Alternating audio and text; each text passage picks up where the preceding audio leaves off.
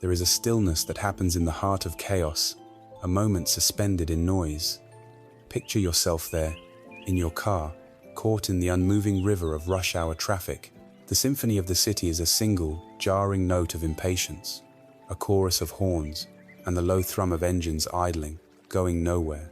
Neon signs flicker and bleed into the evening haze, painting the world in artificial, restless colors. Time itself feels stuck, a commodity being wasted with every passing second. But the real traffic jam isn't on the street. It's behind your eyes.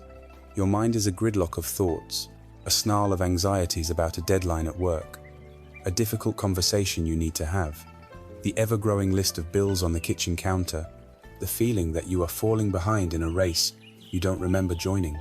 This feeling of being trapped, not just by the metal and glass around you, but by the relentless pressure within, is the quiet hum beneath the surface of modern life.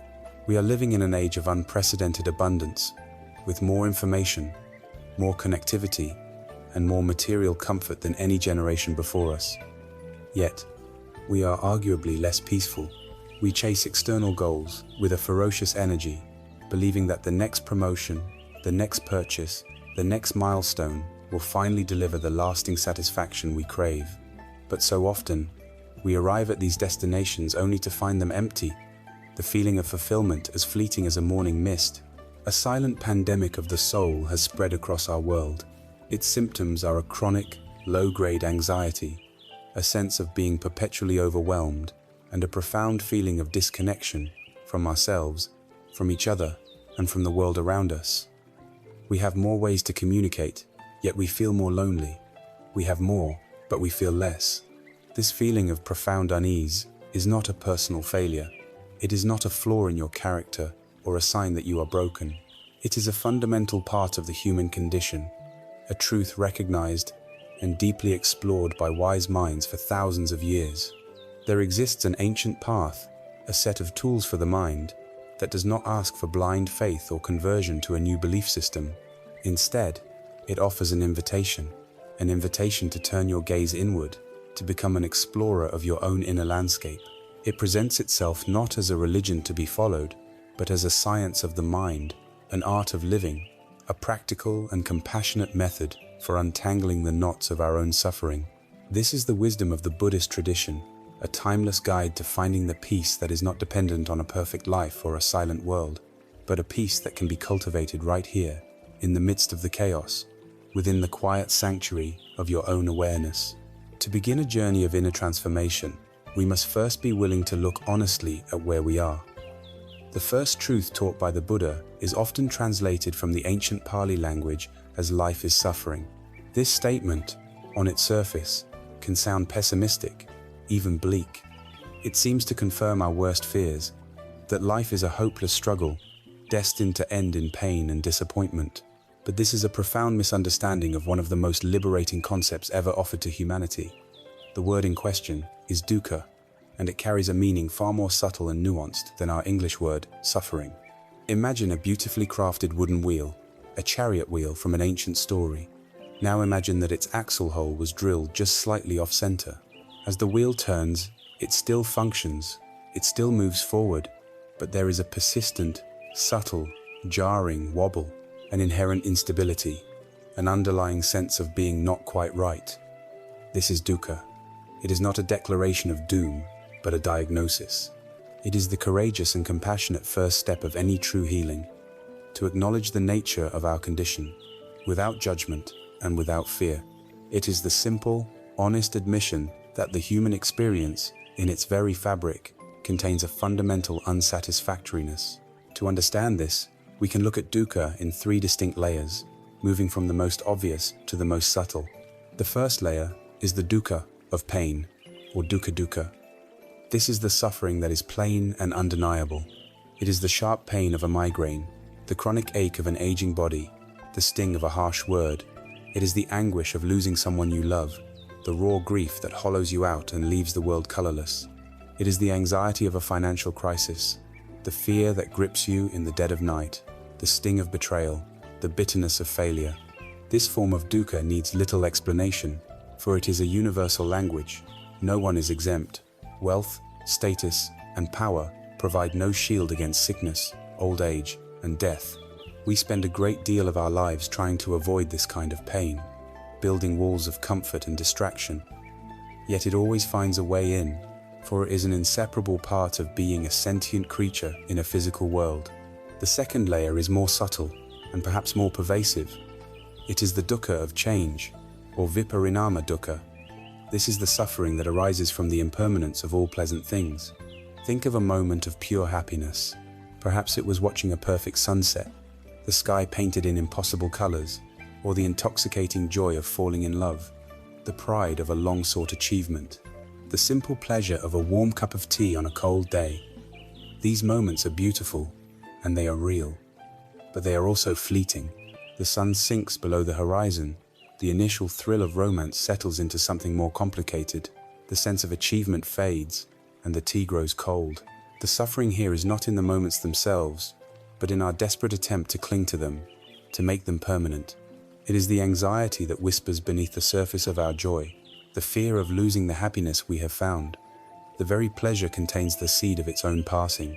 This is why even a life filled with success and pleasure can still feel deeply unsatisfactory. We become addicted to chasing the next peak experience, only to find ourselves on a hedonic treadmill, running faster and faster just to feel the same level of fleeting satisfaction, always haunted by the knowledge that this too shall pass. The third and most profound layer is the dukkha of conditioned existence, or sankhara dukkha.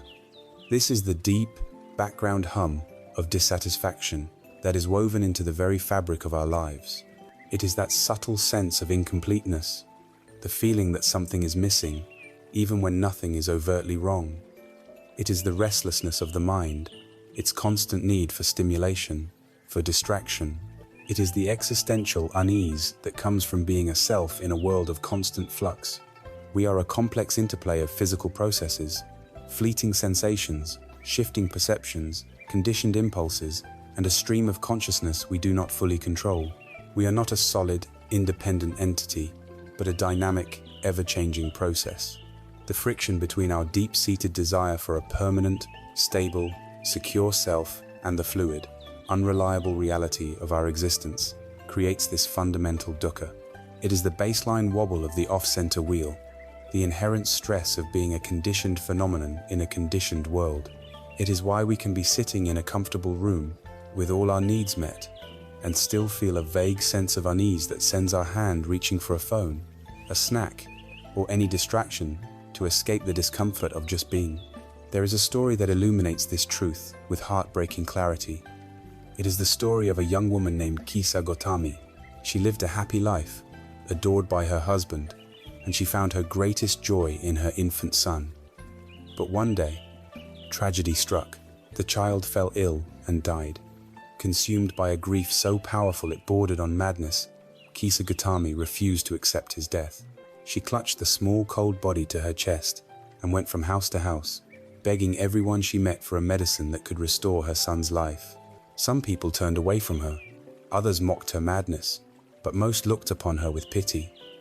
Finally, she met a wise man who saw the depth of her despair. He told her, "I do not have the medicine you seek, but I know someone who does. Go to the Buddha." Kisa Gotami rushed to find the Buddha, and prostrating herself before him, she pleaded, "Can you make my son live again?"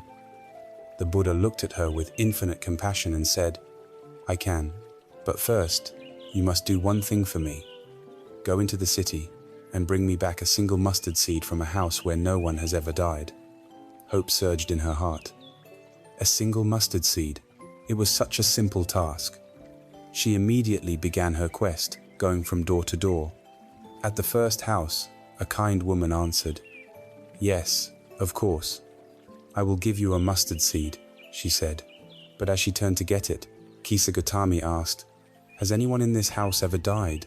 The woman's face fell. "Oh, my child," she said softly, "the living are few, but the dead are many. We lost my father just last year." Saddened, Kisa Gotami went to the next house, and the next, and the next. The story was always the same. "You may have our mustard seed, but our beloved mother died here. Take all the seeds you want, but my husband was taken from me in his youth. Our youngest child was lost to a fever. She walked the entire city, from the grandest mansions to the humblest huts, and she could not find a single home untouched by death. As the sun began to set, the truth began to dawn in her weary mind. Her personal, all-consuming grief was not hers alone. It was the shared, universal experience of all humanity. The pain she felt was the pain of the world. She carried her son's body to the charnel ground, looked at it one last time, and accepted the unalterable law of impermanence. Her personal tragedy dissolved into a universal truth. She had not found the mustard seed she was sent for, but she had found something far more precious, the wisdom that arises from looking directly at the face of dukkha.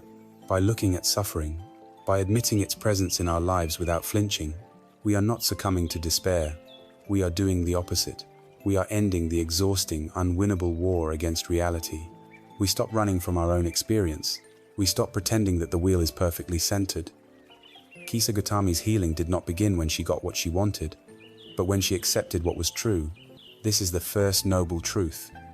It is not a grim verdict, but a liberating diagnosis. It gives us a starting point. It empowers us by saying, yes, there is a fundamental unease, a wobble in the wheel of life. And by seeing it clearly, by understanding its texture and its depth, we can finally begin to ask the next, most crucial question: where does it come from? If the courageous acceptance of our shared condition of dukkha is the first step, the second is to turn from the symptom to the cause. A skilled physician, having diagnosed a fever, does not stop there. They search for the source of the infection. In the same way, the Buddha's path guides us to look deeply for the root from which all our restlessness, anxiety, and dissatisfaction grow. The second noble truth reveals this source, and it is perhaps the most radical and empowering aspect of this entire teaching. It states that the cause of our suffering does not lie in the external world. It is not our boss, our partner, our financial situation, or the state of the world that is the fundamental cause of our unhappiness. The root lies within. It arises from the intricate, habitual, and powerful workings of our own minds. The source of dukkha is a force the Buddha called tanha. This Pali word is often translated as craving or desire, but its essence is more akin to a deep, visceral thirst. It is a powerful, instinctual impulse that drives us to seek pleasure and satisfaction outside of ourselves. It is the engine of striving, the relentless urge that whispers, "If only I had this, I would be happy," or "If only I could get rid of that, I would have peace." It's crucial to understand that this thirst is not an evil force or a moral sin. It is a natural part of being human, a biological imperative for survival. The thirst for water keeps us alive. The problem is not the thirst itself, but our ignorance of its nature and our blind, compulsive reaction to it. We become slaves to this thirst, believing its promises of lasting fulfillment, only to be left wanting more. This primordial thirst manifests in three distinct ways. The first and most obvious form is the thirst for sense pleasures, or kamatanha. This is the craving for agreeable sights, sounds, smells, tastes, and physical sensations. Our modern world is a grand temple built in honor of kamatanha. The entire machinery of advertising and consumer culture is designed to stimulate this thirst, to create a perpetual sense of lack. You are constantly being shown images of what your life could be if only you bought this car, wore these clothes, took that vacation, or ate at that restaurant. Social media feeds present a curated illusion of perfect lives, triggering a subtle but powerful craving to make our own reality match that polished fantasy. We chase these pleasures, and for a moment, they deliver. The taste of a decadent dessert, the thrill of a new purchase, the comfort of a distracting movie. But the satisfaction is always temporary. The pleasure fades, the novelty wears off, and the underlying emptiness returns, often stronger than before. We are left not with lasting peace, but with the echo of a pleasure that is gone, and a renewed, often more desperate thirst for the next one. The second form of thirst is deeper and more insidious. It is the thirst for existence, for becoming, known as bhava tanha. This is not just the desire to continue living, but the craving for a solid, secure, and continuous identity. It is the deep-seated need to be someone, to have a stable narrative for our lives. We cling desperately to our roles, the successful professional, the good parent, the the respected community member, the rebellious artist. We cling to our opinions, our beliefs, our memories, and our plans for the future. We construct a fortress of me and mine, and we suffer intensely whenever that fortress is threatened. This is the anxiety you feel when your reputation is challenged, the fear that arises when a relationship ends and your identity as a partner dissolves, the panic of losing a job that defined you. It is the craving for life to conform to our expectations, our desire for control in a world that is fundamentally uncontrollable. We want life to be a predictable story with ourselves as the hero, but reality is a messy, unpredictable, and ever-changing flow. Our clinging to a fixed self in the midst of this flow is a primary source of our tension and fear. The third form of thirst is the dark twin of the second. It is the thirst for non-existence, or vibhavatana. This is the craving to get rid of something unpleasant. When faced with a painful feeling, a difficult situation, or a person we dislike, a powerful urge arises to annihilate the source of our displeasure. This manifests as anger, hatred, resentment, and ill will. We want to push away, to destroy, to escape.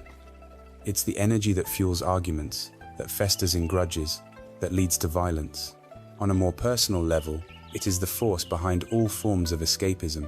When we are faced with our own anxiety, boredom, or sadness, this thirst for non-existence drives us to numb ourselves with alcohol, drugs, endless scrolling, or any activity that allows us to avoid confronting our own inner state. In its most extreme form, vibhavatanya is the desire for self-annihilation, the tragic belief that the only way to end unbearable suffering is to end the self that is experiencing it. It is the ultimate act of pushing away. Both the craving to be and the craving to not be are two sides of the same coin. They are both born from a fundamental resistance to what is, a refusal to accept the present moment as it is. To truly grasp the self-defeating nature of this thirst, consider the parable of the man adrift on a raft in the vast empty ocean. He is dying of thirst. His throat is parched, his lips are cracked, and his mind is consumed by a single, desperate thought: water. He is surrounded by it, an endless expanse of shimmering blue. In his delirium, he gives in to the overwhelming craving. He cups his hands, dips them into the ocean, and drinks the cool, salty water. For one fleeting moment, there is relief. The liquid moistens his throat, a sensation of life. But it is a treacherous illusion. The salt in the water begins to draw the precious moisture from his own cells, leaving him far thirstier, far weaker, and closer to death than he was before. Every subsequent drink only accelerates his demise. This is the perfect metaphor for tanha. Every time we blindly obey our craving for sense pleasure, for existence, or for non-existence, we are drinking salt water. We get a moment of fleeting relief, a temporary quenching of the surface-level thirst. But in doing so, we are reinforcing the deep, underlying habit of craving itself. We are strengthening the very mechanism that causes our suffering. The more we feed our anger, the angrier we become. The more we chase fleeting pleasures, the more empty we feel when they are gone. The more we cling to a fixed idea of who we are, the more we suffer when life inevitably changes. We are caught in a feedback loop, a cycle of thirst and temporary relief that only deepens the fundamental thirst itself.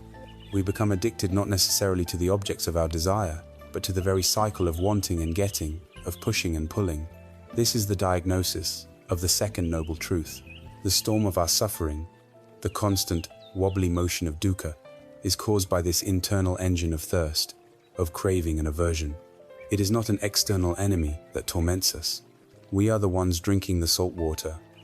At first, this realization can feel like a heavy burden. To accept that we are the source of our own suffering is a humbling, even painful admission. But within this truth lies the seed of our own liberation. If the cause of suffering were externalif, the world was simply a hostile and painful place, we would be helpless victims. But if the cause is internal, if it is a habitual pattern within our own minds, then it means the solution is also within our grasp. It means we are not helpless. It means the habits of the mind can be seen, understood, and transformed. If there is a cause for the storm, then there must also be a way for the storm to cease. This realization shifts us from a position of victimhood to one of profound empowerment, and it shines a hopeful light toward the next great truth, the possibility of an end to suffering. Having journeyed into the heart of our own restlessness, having looked with courage at the symptom of our unease, dukkha, and having identified its inner cause as the insatiable thirst of tanha, we arrive at a critical juncture. The diagnosis has been made, but a diagnosis without the possibility of a cure is merely a sentence of despair. This is where the Buddha's teaching pivots from a profound analysis of our condition to a message of radical, luminous hope. The third noble truth is the truth of nirodha, a word that translates as cessation, ending, or extinction. It is the revolutionary proclamation that the internal storm can cease, the fever can break, the thirst can be quenched. The cycle of suffering is not an ironclad law of existence. It is a pattern that can be broken. This truth points toward a state of being known as nibbana in Pali, or nirvana in Sanskrit, a word that has been draped in so much mystery and misconception that its true, practical meaning has often been lost. Before we can understand what nirvana is, we must first clear away the fog of what it is not. In the popular imagination, nirvana is often pictured as a kind of blissful, cloud-filled heaven, a paradise one enters after death as a reward for a virtuous life. This is a fundamental misunderstanding. Nirvana is not a place. It is not a destination in time or space. It is a state of mind, an inner reality that is accessible to human beings right here, in this very life, amidst the challenges and complexities of the world. It is not something you go to. It is something you realize. It is not an escape from life, but a total immersion in the reality of life, free from the distortions of craving and aversion. Another common misconception is that nirvana means the annihilation of the self, a complete snuffing out of existence into a void of nothingness. The word itself, which means to extinguish or to blow out, contributes to this confusion. But the question is, what is being extinguished? It is not the individual. It is not consciousness. It is not life itself. What is extinguished are the fires that cause all our suffering. Imagine your mind is constantly being consumed by three great fires: the fire of greed and grasping desire, the fire of hatred, anger, and aversion, and the fire of ignorance, confusion, and delusion. These fires are what create the heat of anxiety, the smoke of confusion, and the searing pain of suffering. Nirodha is the extinguishing of these three fires. When a flame is blown out, the flame disappears, but the candle remains. When the fires of greed, hatred, and delusion are extinguished, the personality is not annihilated, it is liberated. What remains is not a void, but a mind that is finally cool, peaceful, stable, and radiantly clear. The heat of agitation is replaced by a profound and unshakable calm. Finally, nirvana is not a state of cold, emotionless indifference. It is not about becoming a walking stone, unaffected by the world, because you no longer feel anything. This is a caricature of equanimity. True peace does not come from suppressing emotions. It comes from understanding them so deeply that you are no longer controlled by them. In fact, the state of nirvana is said to be the very foundation for the highest and purest forms of love and compassion. When the mind is no longer obsessed with its own selfish wants and fears, when the fires of me and mine have cooled, it opens up to a boundless empathy for all living beings. One sees the suffering of others, not as a threat or an annoyance, but as a reflection of a shared condition, and a natural, unforced compassion arises, a deep desire to help and to heal. It is not the absence of feeling, but the purification of feeling. So, what is this state of nirodha, this nirvana? It is the end of drinking salt water. It is the final quenching of the primordial thirst, tanha. When that thirst is gone, the compulsive cycle of chasing pleasures and fleeing from pain comes to an end. Life, with all its inevitable ups and downs, continues. There will still be moments of physical pain, moments of loss, moments of joy. The world will not cease to be challenging, but your relationship to it is fundamentally transformed. You can experience pleasure without desperately clinging to it, and you can experience pain and sorrow without being shattered by it.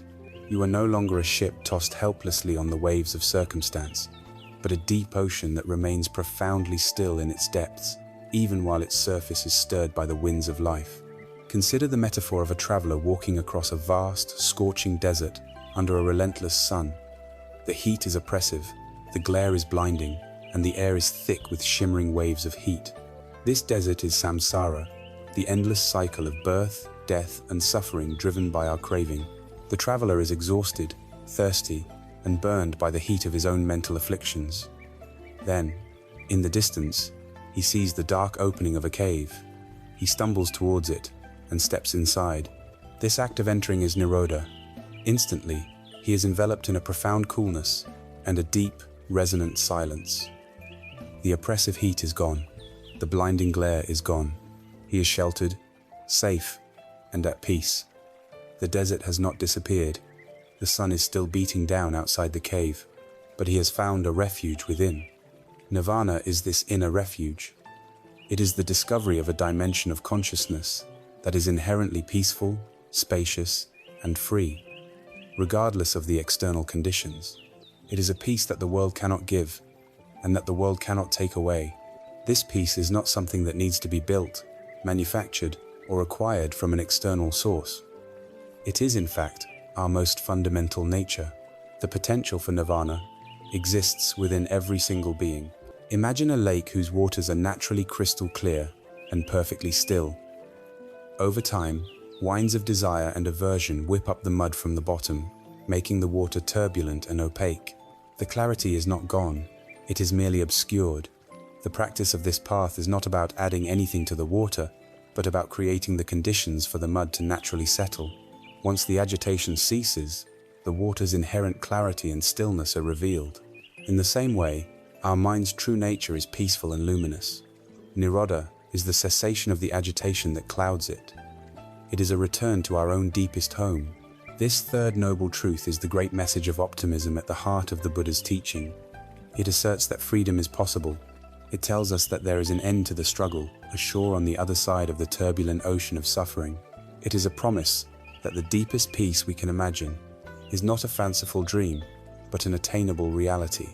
By understanding the illness, dukkha, and identifying its cause, tanha, we are now presented with the prognosis. A complete recovery, nirodha, is possible. This powerful, life-altering promise naturally gives rise to the most practical and pressing question of all. How? If this state of ultimate freedom and profound peace is real, what is the medicine? What are the specific, tangible steps we must take to walk the path from the burning desert of our suffering into the cool, quiet refuge of our own enlightened nature? This very question leads us directly to the fourth and final noble truth, the path itself. We have stood at the edge of the great river of human experience. We have looked into its turbulent waters and recognized the currents of dissatisfaction, the ceaseless motion of dukkha. We have peered into its depths and identified the source of its turmoil, the powerful, underlying thirst of tanha. And we have seen with a sense of profound hope the distant, peaceful shore on the other side, the possibility of nirodha, the cessation of all suffering. Now, we are faced with the most practical question of all. How do we get there? How do we cross this river? It is not enough to simply wish for it. We need a vessel. We need a map. We need a set of clear, actionable instructions. This is the gift of the fourth noble truth.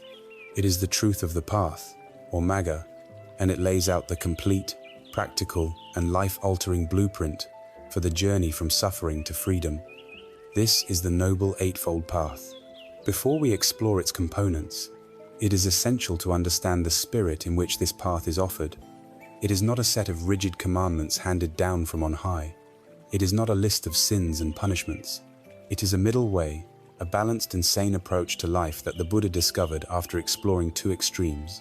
He had lived the extreme of hedonism, the life of a prince surrounded by every imaginable sensual pleasure, and found it shallow and unsatisfying. He had also lived the extreme of severe asceticism, torturing his body with fasting and deprivation, and found it fruitless and weakening. The Eightfold Path is the sublime discovery that lies between these two dead ends. It is a path of mindful cultivation, of gentle but persistent training, that avoids the pitfalls of both indulgence and denial. Imagine you are standing on the bank of that vast river of suffering. The far shore, nirvana, seems impossibly distant. The Buddha, like a master boat builder, does not offer to magically transport you across. Instead, he gives you the design, the materials, and the knowledge to build your own raft. This raft is the Eightfold Path. Each component is a crucial piece of its construction. The quality of the wood, the strength of the ropes, the skill of the assembly all are essential for a safe crossing. The path is not an object to be worshipped. It is a tool to be used. It has one single, pragmatic purpose: to carry you safely and effectively from the shore of suffering, agitation, and confusion to the other shore of peace, wisdom, and liberation. Once you have crossed, you do not carry the raft on your back. You leave it at the water's edge and walk on, free. At first glance, a list of 8 factors can seem daunting, but they are elegantly organized into 3 fundamental aspects of training, which support and deepen one another like the interwoven strands of a powerful rope. These 3 trainings are ethical conduct, mental discipline, and wisdom. The first training is ethical conduct, or Shila. This forms the very foundation of the path and consists of 3 factors: right speech, right action, and right livelihood. This is the domain of our interaction with the world. It is the recognition that inner peace is difficult, if not impossible, to cultivate if our outer life is in chaos. If our words cause harm, if our actions create conflict, if our work contributes to the suffering of others, our minds will be too agitated and filled with guilt or anxiety to ever find stillness. Shila is about creating a baseline of outer harmony. It's about calming the coarse external expressions of greed, hatred, and delusion, so that we can begin the more subtle work of calming the mind itself. It is the conscious choice to live in a way that is harmless, helpful, and kind to ourselves and all other beings. It is the foundation upon which the entire structure of liberation is built. The second training is mental discipline, or samadhi. With the foundation of ethical living established, we can turn our attention inward to the mind itself. This training includes 3 factors: right effort, right mindfulness, and right concentration. This is the heart of meditative practice. It is the process of taming what is often called the monkey mind, that restless, scattered, and compulsive stream of thought that pulls us from the past to the future, from worry to fantasy, leaving us exhausted and distracted. Through right effort, we learn to gently encourage wholesome states of mind and discourage unwholesome ones. Through right mindfulness, we develop the ability to pay attention to the present moment without judgment, becoming intimate observers of our own inner world. And through right concentration, we cultivate the ability to unify the mind, bringing it to a state of profound stillness and clarity. This training transforms the mind from being our master into being our servant, a sharp, stable, and powerful instrument for insight. The third training, which both underpins and arises from the other 2, is wisdom, or prajna. This consists of the first 2 factors of the path: right view and right intention. Wisdom is the rudder of our raft. It is the deep intuitive seeing that dispels the darkness of ignorance. Right view is the clear understanding of the nature of reality of dukkha, its cause, its cessation, and the path leading to its cessation. It is the cognitive map that shows us the terrain and points us in the right direction. Right intention, born from this clear view, is the resolve to align our inner life with this understanding. It is the conscious cultivation of thoughts of letting go, of loving kindness, and of compassion. Wisdom guides our ethical conduct, giving it purpose, and it is the fruit that ripens from a mind that has been calmed and purified through mental discipline. It is vital to understand that these are not 8 sequential steps, like rungs on a ladder that you climb one after the other. They are all practiced and developed simultaneously. The path unfolds in a spiral, not a straight line.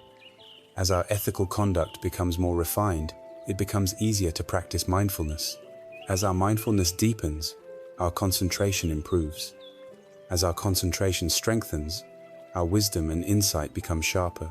And as our wisdom grows, it illuminates our actions and speech, leading to even more refined ethical conduct.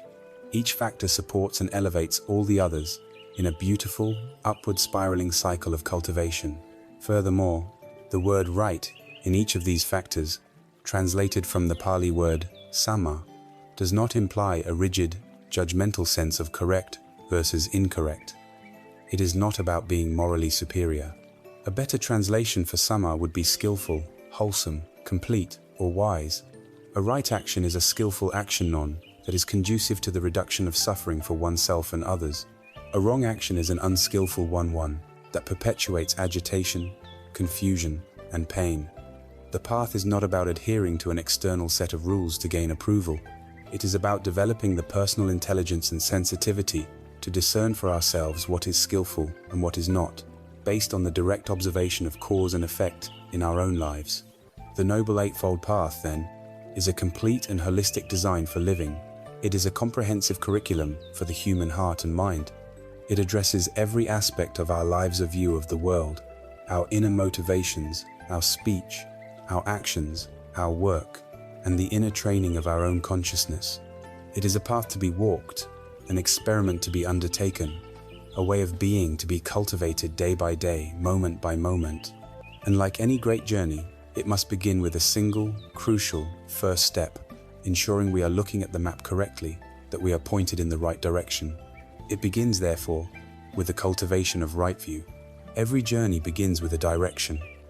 A ship leaving the harbor without a compass or a map is at the mercy of the currents and winds, destined to drift aimlessly, or worse, to crash upon unseen rocks.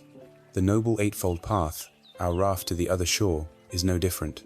It requires a rudder, a guiding intelligence that ensures every effort, every action, and every word is skillfully directed toward the goal of liberation. This guiding principle, the very foundation upon which the entire path is built, is right view, or samadhitti. It is the first factor of the path, because it informs all the others. It is the eye of wisdom through which we begin to see ourselves and the world, not as we wish them to be, or as we have been conditioned to see them, but as they truly are. It is essential to understand from the outset that right view is not about adopting a new set of beliefs. The Buddha was not a preacher demanding blind faith in a dogma. He was a spiritual scientist who invited people to investigate reality for themselves. Right view, therefore, begins as a working hypothesis, a plausible map of the territory of human experience that we are asked to consider. It is the willingness to entertain a new perspective, one that may challenge our most cherished assumptions.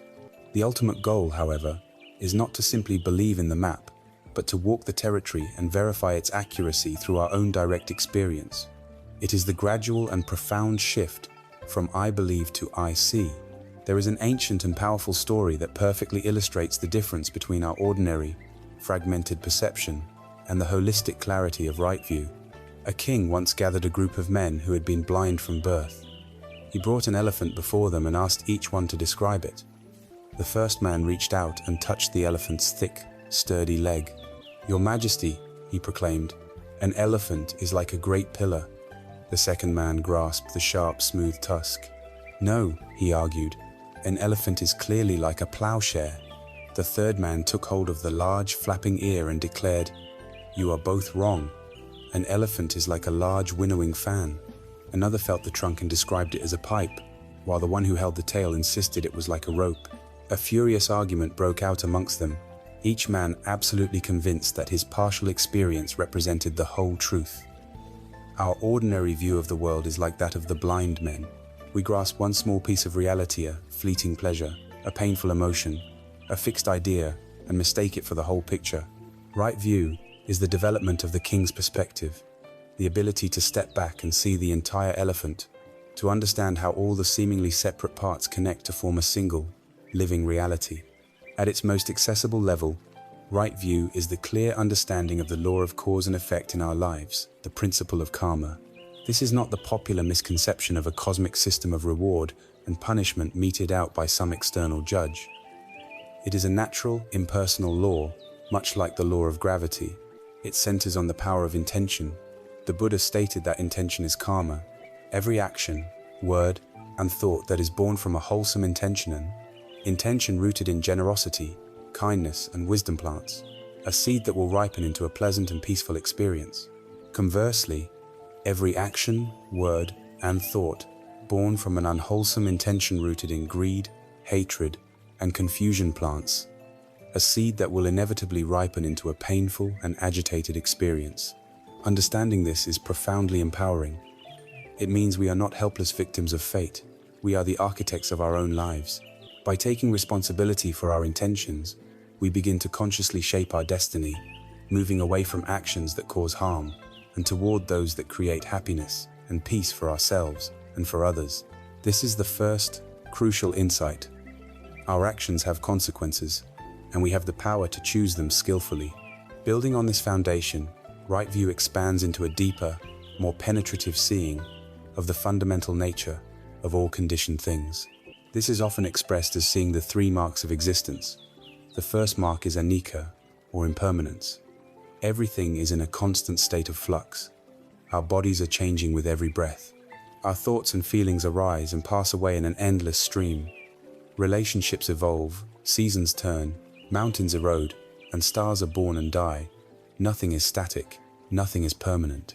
Seeing this directly, not just as a concept, but in the fabric of our own experience, begins to loosen the grip of our clinging.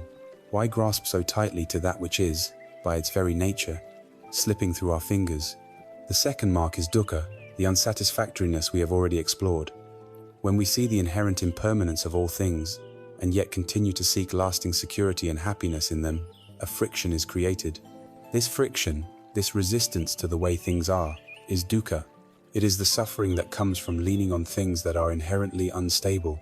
The third and most profound mark is anatta, or no self. This is perhaps the most challenging and liberating insight of all. Our entire life is built around the assumption of a solid, separate, unchanging me at the center of our experience.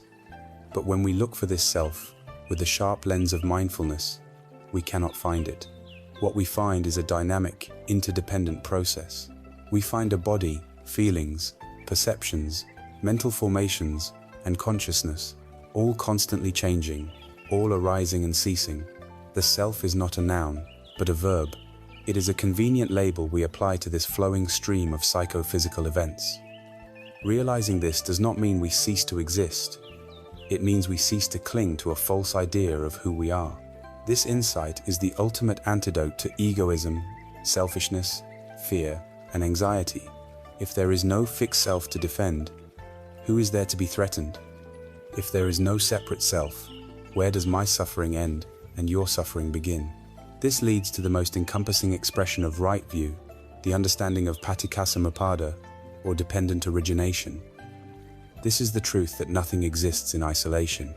Everything arises in dependence on other things. A flower cannot exist by itself. It depends on non-flower elements like soil, rain, sunlight, and air. Similarly, our experience arises from a web of interconnected causes and conditions. This is, because that is. This ceases, because that ceases. Our suffering arises from a chain of dependent links.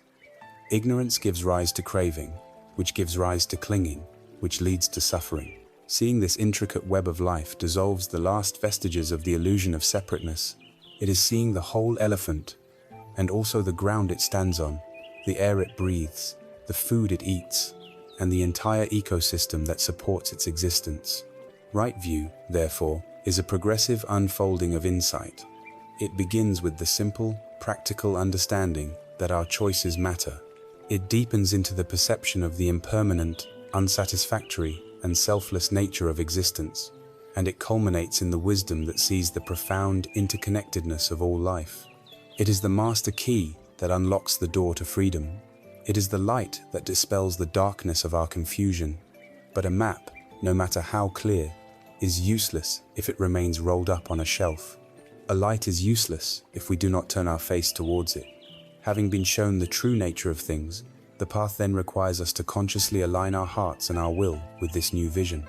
We must cultivate the intention to walk in the direction the map indicates. This brings us to the next vital element of our raft, the powerful and creative force of right intention. If right view is the map that shows us the landscape of reality and the destination of peace, then right intention is the conscious and heartfelt decision to begin the journey. It is the moment we take the map in our hands, align our compass with its direction, and set the rudder of our ship. It is the crucial pivot from seeing to doing, from understanding to aspiring. In the original Pali, this factor is samma sankappa, which can be translated as right resolve, right aspiration, or right motivation. It is the quality of our will, the underlying purpose that animates our thoughts, which in turn become the seeds of our words and our actions. Before a single word is spoken, before a single action is taken, there is a flicker of intention in the mind. It is in this subtle, silent, and powerful space that the real work of transformation begins. It is here that we choose the direction of our lives, moment by moment. There is a timeless story, told in various forms across many cultures, that speaks directly to this truth. An elder is teaching their grandchild, saying, "Inside of me, there is a terrible fight between two wolves. One wolf is evil. He is anger, envy, greed, arrogance, resentment, and ego. The other wolf is good. He is joy, peace, love, hope, kindness, and compassion." The grandchild thinks about this for a moment and then asks, "Grandfather, which wolf wins?" The elder replies simply, "The one you feed." Right intention is the conscious act of choosing which wolf to feed. Our minds produce a constant stream of thoughts, impulses, and desires. Many are habitual, conditioned by years of practice. Some are dark and destructive, others are bright and wholesome. The path of right intention is the practice of recognizing these two families of thought and deliberately choosing to nourish the wholesome and gently starve the unwholesome. The Buddha identified 3 core wholesome intentions that we must cultivate, and 3 unwholesome intentions that we must learn to abandon. This is the art of tending the garden of the mind, of consciously choosing what we allow to grow there. The first of these wholesome aspirations is the intention of renunciation, or nekkhamma. This is perhaps the most misunderstood of the 3 intentions. The word renunciation conjures images of harsh austerity, of giving up all worldly pleasures and retreating into a joyless, colorless existence. But this is a grim caricature. The true spirit of renunciation is not one of deprivation, but of profound liberation. It is not about giving things up. It is about letting things go. Specifically, it is the intention to let go of the fierce, desperate clinging of the mind to the objects of its desire. It is the direct antidote to the first form of thirst, kamatanha, the craving for sense pleasure. We live in a world that constantly tells us that our happiness is contingent on the next acquisition, the next experience, the next validation. We become addicted to the rush of wanting, getting, and then wanting again. This cycle creates enormous stress. Think of the subtle anxiety of waiting for a reply to an important message, the tension of wanting a social event to go perfectly, the disappointment when a much-anticipated vacation is marred by bad weather. Our peace of mind becomes a fragile hostage to external conditions. The intention of renunciation is the resolve to break free from this prison. It is the wisdom to understand that the object of our desire is not the problem. Our attachment to it is. You can enjoy a delicious meal without your entire sense of well-being depending on it. You can work diligently toward a goal without your self-worth being shattered if you fail. Renunciation is the space that opens up between an impulse and an action. It's the moment of mindfulness when you feel the pull of a craving for food, for distraction, for approval, instead of reacting compulsively, you simply observe it with curiosity. You watch the wave of desire rise, crest, and pass away without being swept away by it. In that space, there is freedom. You realize the craving is just a temporary event in the mind, not an unbreakable command. How do we feed the wolf of renunciation? We do it by gently and consistently turning our attention to the peace of letting go. We can mindfully contemplate the downside of our attachments. We can reflect on the exhaustion of constant wanting, the emptiness that follows a fleeting pleasure, the anxiety of protecting what we have. This is not to create a sense of negativity, but to develop a realistic perspective. We also cultivate renunciation by discovering a higher form of pleasure.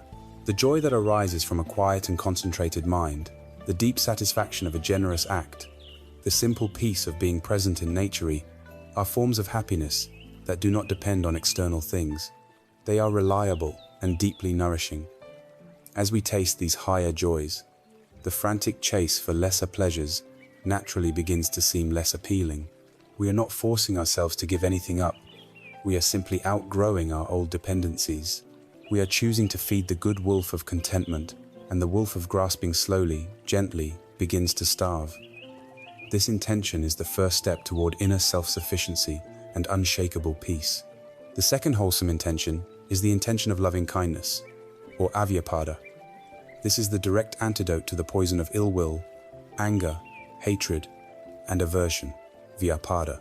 It is the sincere and unconditional wish for all beings, without exception, to be happy and well. It is the cultivation of a warm, friendly, and open heart. Ill will is one of the most corrosive forces in our inner world. It is the wolf of resentment that chews on old grievances, the wolf of anger that snaps at irritations, the wolf of prejudice that divides the world into us and them. When we harbor ill will, we may believe we are directing it outward, but we are the primary victims. Holding onto a grudge is like grasping a burning coal with the intent of throwing it at someone else. You are the one who gets burned. It fills our own mind with toxins, tenses our body, and clouds our perception, making peace and clarity impossible. The intention of loving kindness is the resolve to actively starve this wolf of hatred and feed the wolf of goodwill. It begins with ourselves. For many of us, this is the most difficult step. We are often our own harshest critics, speaking to ourselves with a cruelty we would never direct at a friend. The practice of metta, or loving kindness meditation, therefore, always starts with the self. It is the gentle repetition of phrases of goodwill directed inward. May I be happy. May I be healthy. May I be safe. May I live with ease. This is not an act of narcissism. It is the necessary foundation for all true kindness. You cannot pour from an empty cup. By filling ourselves with a baseline of warmth and acceptance, we develop the capacity to extend it to others. From there, the practice expands in ever-widening circles. We bring to mind a beloved friend or benefactor and extend the same wishes to them, savoring the natural warmth that arises. Then, we move to a neutral person, someone we see often but have no strong feelings about, like a store clerk or a neighbor. This stage begins to challenge the mind's habit of indifference, training it to see the humanity in everyone. The most transformative stage is to then bring to mind a difficult person, someone with whom we have conflict or for whom we feel resentment. Here, we are not being asked to condone their harmful actions or to force a false sense of forgiveness. We are simply, as a training for our own heart, attempting to wish them well on a basic human level. We recognize that their unskillful actions likely come from their own suffering and confusion.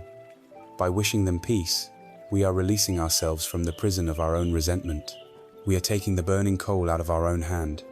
Finally, the practice expands to include all beings everywhere, all people, all animals, all creatures, in every corner of the universe. This final stage systematically dismantles the walls of prejudice and separation, fostering a sense of boundless connection to all of life. This is the act of deliberately and systematically feeding the good wolf of love, starving the wolf of hate until its power over our heart withers away. The third wholesome intention is the intention of harmlessness, or avihisa. This is closely related to its active counterpart, compassion, or karuna. If loving kindness is the wish for all beings to be happy, compassion is the heartfelt wish for all beings to be free from suffering. It is the direct antidote to the wolf of cruelty, callousness, and violence, vihisa. The intention of harmlessness is the resolve to abstain from causing harm in any form, through our thoughts, words, or deeds. This is a commitment that runs far deeper than just refraining from physical violence. Harm can be incredibly subtle. It can be the sharp edge of a sarcastic comment, the cold shoulder of passive aggression, the dismissiveness of ignoring someone's pain. It can be the violence of harsh self-judgment, the cruelty of holding ourselves to impossible standards. And in our modern, interconnected world, it includes becoming aware of the harm we may inadvertently cause through our consumer choices or our impact on the environment. Compassion, karuna, is the heart's response when it comes into contact with pain. It is described as the trembling of the heart. It is not pity, which often has a condescending quality of looking down from a position of superiority. Compassion is the recognition of a shared vulnerability. It is the feeling of I am with you in this. It is what motivates us to act, to reach out, to alleviate the suffering we see. It is the understanding that the pain of others is inseparable from our own. To cultivate this intention, we must be willing to look at suffering, both our own and that of others, without turning away. We can practice by deliberately bringing to mind the struggles of those we know, or the vast suffering in the world, and allowing our heart to soften in response. We can repeat phrases like, "May you be free from your suffering," may you find peace. This is not a passive sentiment. It is a powerful reorientation of the will. It creates the inner motivation to act with kindness, to listen with empathy, and to help where we can. It is the choice to feed the wolf of compassion. When we do so, the wolf of cruelty finds no nourishment in our heart. It becomes weak and powerless. These three intentions of renunciation, of loving kindness, and of harmlessness, of the three great currents of a purified heart. They are not separate practices, but interwoven aspects of a single resolve to align our life with wisdom and peace. The intention to let go creates the inner space and contentment that allows loving kindness to flourish. The intention of loving kindness naturally leads to a compassionate desire to protect others from harm. And the intention of compassion, seeing the suffering caused by clinging and ill will, reinforces our resolve to let go and to love. Together, they form the emotional and motivational core of the entire path. This is not about becoming a perfect person overnight. It is a practice, a gentle but persistent training of the heart. Every time we catch a thought of resentment and replace it with a thought of goodwill, we are practicing. Every time we feel a compulsive craving and choose to let it pass without acting, we are practicing. Every time we choose empathy over judgment, we are practicing. We are tending the garden. We are feeding the good wolf. And when our intentions are purified, when the very source of our inner life is flowing with clarity and kindness, this quality will inevitably begin to overflow. It will seek expression in the world. The first and most immediate way this happens is through our communication, shaping the very words we use. The purity of our heart's resolve naturally paves the way for the next step on the path, right speech. As our inner world begins to change, as we consciously choose to cultivate intentions of letting go, of loving kindness, and of compassion, this transformation naturally seeks an outlet. The first and most immediate way our inner state expresses itself is through our speech. Our words are thoughts made audible, intentions given voice. They are a powerful force, capable of building bridges of understanding or digging trenches of division, of healing deep wounds or inflicting them. Right speech, or samavacha, is the practice of wielding this force with wisdom, consciousness, and care. It is the third factor of the Eightfold Path, and the first of the three pillars of ethical conduct, or Shila. It asks us to recognize that our words are actions, and like all actions, they have consequences. To practice right speech is to commit to using our communication not as a weapon, a shield, or a way to pass the time, but as a tool for creating truth, harmony, and peace in the world. The traditional way of understanding right speech is through 4 key abstentions. These are not presented as restrictive rules, but as wise guidelines that create a space for more wholesome communication to flourish. By refraining from these 4 types of harmful speech, we are clearing the ground of our relational life, removing the weeds so that flowers of trust and understanding can grow. The first abstention is from false speech, from lying. At its most basic level, this means speaking the truth and not deliberately deceiving others. But its practice runs much deeper than simply avoiding outright lies. It includes the subtle dishonesties we engage in daily, the exaggerations we use to make a story more impressive, the convenient white lies we tell to avoid minor inconveniences, the flattery we offer with a hidden agenda, the promises we make with no real intention of keeping them. It is also an invitation to look at our own hypocrisy, the gap between what we say we value and how we actually live. The practice of truthful speech is the foundation of all trust. Without it, genuine connection is impossible. More than that, it brings an immense peace to our own mind. A mind that does not have to keep track of its deceptions, that is not burdened by the fear of being found out, is a mind that is light, clear, and at ease. It is a mind that can be trusted by oneself. The second abstention is from divisive speech, or slander. This is the use of words to set one person against another, to poison relationships, or to create discord within a group. It is the poison of gossip, where we speak about others behind their backs, often highlighting their faults, or speculating on their motives. It is the act of carrying tales, of telling one person what another has said about them in order to stir up trouble. In our modern age, this form of harmful speech has been amplified 1,000-fold through social media, where rumors spread like wildfire and online mobs form in an instant. Divisive speech comes from a mind that thrives on drama and conflict. The practice of abstaining from it is a conscious commitment to fostering harmony. It means that when we speak of others, we do so with kindness and fairness. It means we refuse to participate in gossip. It means we actively look for ways to bring people together, to highlight common ground, and to encourage mutual understanding. It is speaking in a way that unites, rather than separates. The third abstention is from harsh or abusive speech. This includes the obvious forms of verbal aggression, yelling, cursing, name-calling, and threatening. But it also encompasses the more subtle, yet equally painful, forms of verbal cruelty. This is the biting sarcasm that masquerades as humor, the condescending tone that implies superiority, the belittling comments that chip away at another's self-worth. Harsh speech is a weapon. It may not break bones, but it can break hearts and spirits, leaving wounds that fester for years.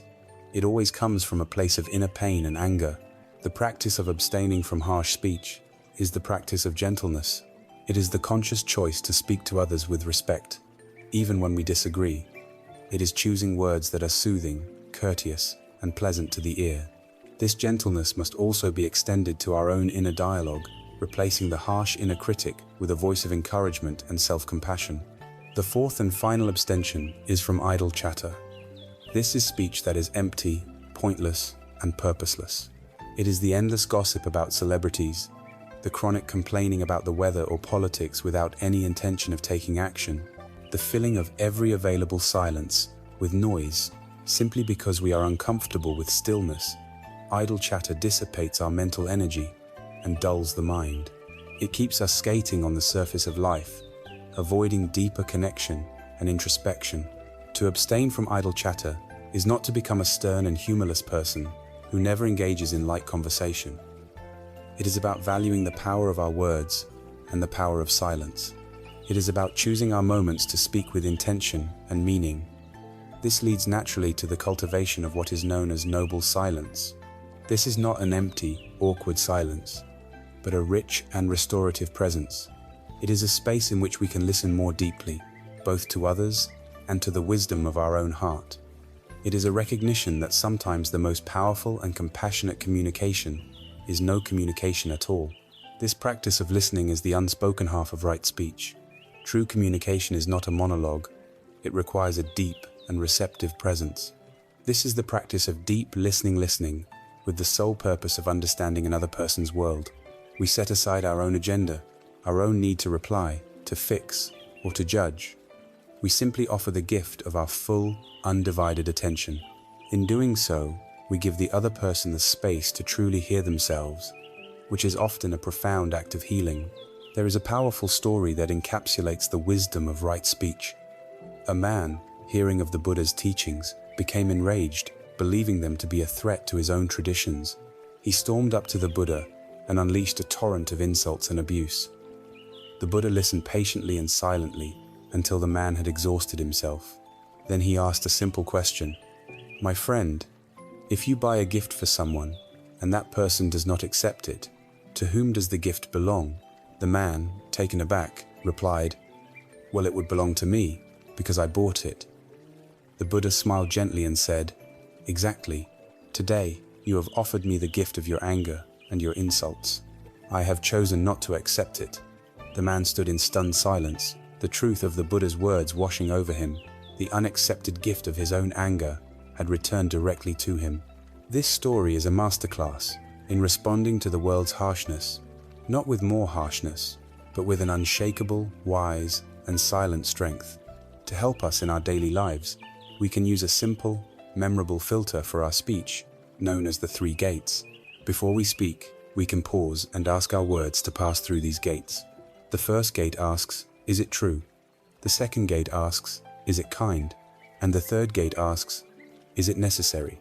If what we are about to say is not true, not kind, and not necessary, it is almost certainly better left unsaid. This simple practice can, over time, completely transform our way of relating to others, turning our speech from a source of unconscious reactivity into a source of conscious healing and connection. Right speech, then, is far more than just watching our language. It is the active cultivation of truthfulness, harmony, and kindness in all our communications. It is the external expression of a mind that is growing in clarity and a heart that is growing in compassion. It is the understanding that with every word we utter, we are shaping our world, but beautiful words and peaceful communication ring hollow if they are not supported by our physical conduct. To build a life of true integrity, our actions must be brought into alignment with our kind words and wholesome intentions. This recognition leads us directly to the next crucial element in our raft, the foundation of our ethical life in the world, right action. As the river of our intention flows from the silent spring of the mind, it first finds its voice in our speech. The next, most tangible expression is in our deeds. Our physical actions are the most concrete way we impact the world, the final, undeniable manifestation of our inner state. They are thoughts and intentions made solid. Right action, or samakamanta, is the second pillar of ethical conduct and the fourth factor of the Eightfold Path. It calls for us to bring our physical conduct into alignment with our wholesome intentions and our truthful speech. It is the practice of embodying compassion, respect, and non-harming in every move we make. It is about learning to move through the world with a grace and gentleness that protects rather than harms, that gives rather than takes, and that honors rather than exploits. Right action asks us to build a life of profound integrity, where there is no division between what we believe and how we behave. Like right speech, right action is traditionally understood through a set of fundamental abstentions which serve as protective boundaries for a life of peace. These are not external rules imposed to restrict our freedom, but wise trainings undertaken willingly to create a deeper, more authentic freedom. The freedom from regret, guilt, and the agitation that comes from causing harm. The first and most fundamental precept of right action is to abstain from taking life. This is the cornerstone of a compassionate existence. At its most basic level, it is the commitment to refrain from killing other human beings. It extends to all sentient creatures, recognizing that every being, from the largest mammal to the smallest insect, has a precious and unique experience of life and a natural desire to avoid pain and death. This practice is born from the empathetic realization that our own desire to live and be free from harm is shared by all. But the practice of right action does not stop at the negative injunction of do not kill. Its positive counterpart, and its deeper meaning, is the active cultivation of reverence and care for all life. It is the intention to protect, to nurture, and to cherish. It is feeding a stray animal, moving a spider from your house to the garden, instead of crushing it, planting a tree, or making choices that support the health of our planet's fragile ecosystems. It is becoming a steward and a guardian of life, fostering a sense of gentle kinship with all that breathes. By practicing in this way, we dissolve our own sense of alienation and begin to feel our deep, intimate connection to the entire web of existence. The second precept is to abstain from taking what is not given. This is the practice of refraining from stealing. Again, the obvious meaning is to not take the physical property of others, but its application is far broader. It includes taking credit for someone else's work, stealing intellectual property, using company time for personal affairs, or exploiting a system for a gain you have not earned. It is a deep respect for the boundaries, efforts, and possessions of others. The antidote to the mind of greed that leads to stealing is the intentional cultivation of its opposite, the practice of generosity, or dana. Generosity is one of the most transformative practices on the path. It is the direct expression of a heart that understands interconnectedness.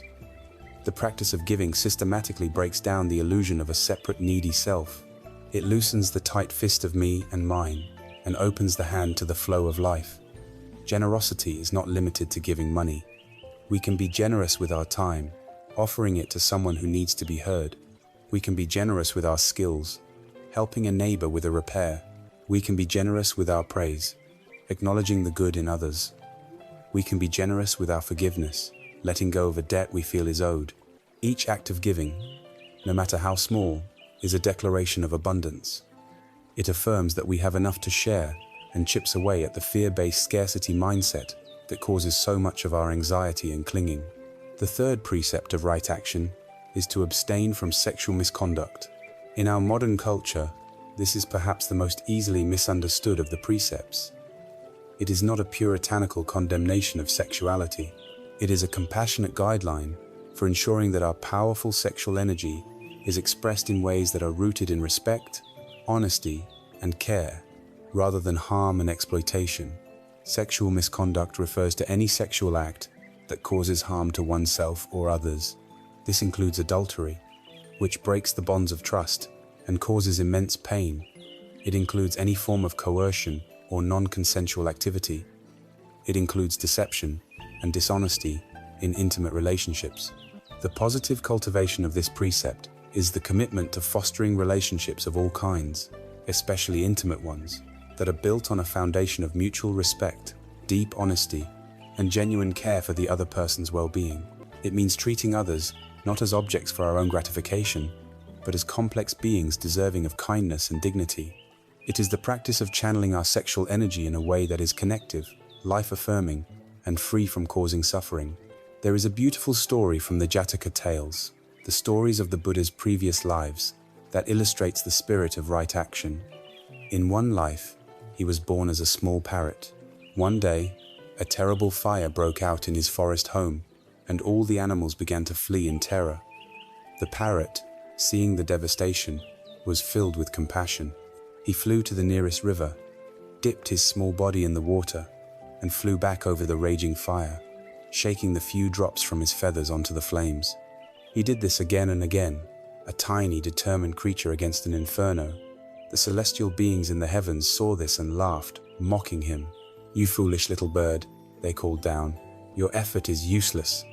You cannot possibly put out this great fire with a few drops of water." The parrot, without pausing in his efforts, called back, "That may be so, but I am doing what I can. I am acting on my resolve.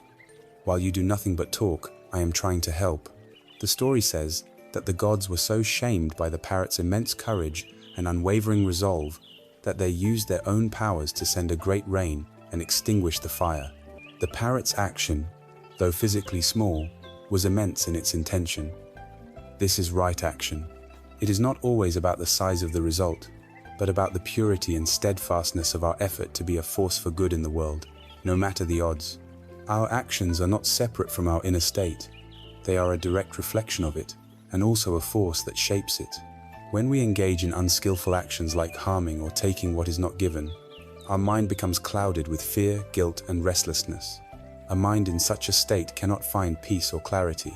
But when we engage in skillful actions, when we protect life, practice generosity, and act with respect to natural joy and sense of self-respect, arises. This inner brightness, known as pamoya, is a powerful aid on the spiritual path. It creates a calm and happy mind, which is the perfect ground for developing the deeper states of concentration and wisdom. Our physical actions are not a distraction from our spiritual practice. They are the very arena in which it is tested and strengthened. They are the way we sow the seeds of our own future happiness. In essence, right action is the practice of living a life of harmlessness and helpfulness. It is the conscious alignment of our body with our highest aspirations. When our actions are in harmony with our words, and our words are in harmony with our intentions, we begin to live a life of seamless integrity. We become a person who is whole, trustworthy, and at peace with themselves. This inner and outer coherence is a profound source of strength and well-being. For most of us in the modern world, the majority of our daily actions take place within the context of our work. How we earn a living occupies a huge portion of our time and energy. It is therefore essential that this fundamental aspect of our life is also brought into alignment with the principles of the path. This brings us to the third and final pillar of ethical conduct, the crucial question of how we can make our work a part of our spiritual journey, right livelihood. Of all the aspects of our modern lives, our work is perhaps the one that consumes the most time, energy, and attention. For many, it is a source of immense stress, competition, and often a nagging sense of moral compromise. We spend the best hours of our day, the best years of our lives, engaged in our livelihood. The fifth factor of the Eightfold Path, right livelihood, or sama-aiva, addresses this crucial area of life directly. It is the third and final pillar of the training in ethical conduct, integrating the principles of right speech and right action into our professional lives. It asks a profound and vital question. Can the way we earn a living be a path to peace, rather than a barrier to it? Can our work become a genuine expression of our deepest values, a practice of integrity and service in the world? Right livelihood asserts that it can. and it provides the wisdom to guide us there. The fundamental principle of right livelihood is beautifully simple. It is a way of earning a living that does not cause harm. It is an extension of the principle of ahimsa, or non-harming, into the economic sphere.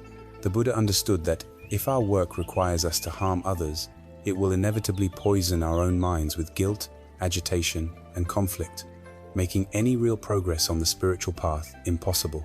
In his time, he identified 5 specific types of livelihood that were to be avoided because they were fundamentally based on causing harm. These were dealing in weapons, the instruments of death; dealing in living beings, which included human trafficking, slavery, and raising animals for slaughter; dealing in meat, specifically the work of a butcher, which is directly involved with killing; dealing in intoxicants, which cloud the mind and lead to heedlessness; and dealing in poisons, substances designed to kill. In our vastly more complex global economy, these specific prohibitions serve as powerful guiding principles. We can look at the spirit behind these rules to navigate our own career choices. The principle of not dealing in weapons asks us to consider if our work contributes to violence, conflict, or oppression in any form. The principle of not dealing in living beings points us toward avoiding work that commodifies or exploits people or animals. The principle of not dealing in intoxicants invites us to question involvement in industries that profit from addiction and heedlessness, whether to substances, gambling, or even certain forms of media designed to addict and distract. The core question remains the same. Does my work cause harm? Does it involve deception, exploitation of the vulnerable, or the destruction of our natural environment, which is the basis of life for all beings? In a world of complex supply chains and corporate structures, it may be difficult to find a job that is perfectly pure. The path of right livelihood is not about demanding perfection, but about cultivating a clear intention to move in a wholesome direction, to choose work that is, as much as possible, aligned with compassion and integrity. However, the practice of right livelihood goes far beyond simply choosing the right profession. This is a crucial understanding. We could have a job that seems noble on the surface, like a doctor or a teacher, yet still perform it with arrogance, impatience, and a mind full of greed. Conversely, someone could have a very humble, ordinary job and perform it with such mindfulness and care that it becomes a profound spiritual practice. The ultimate power of right livelihood lies not in the what, but in the how. It is about the quality of mind we bring to our work, whatever it may be. There is perhaps no better illustration of this than the role of the monastery cook, or tenzo, in the Zen tradition. In the 13th century, the great Japanese Zen master Dogen wrote an entire text called Instructions for the Cook.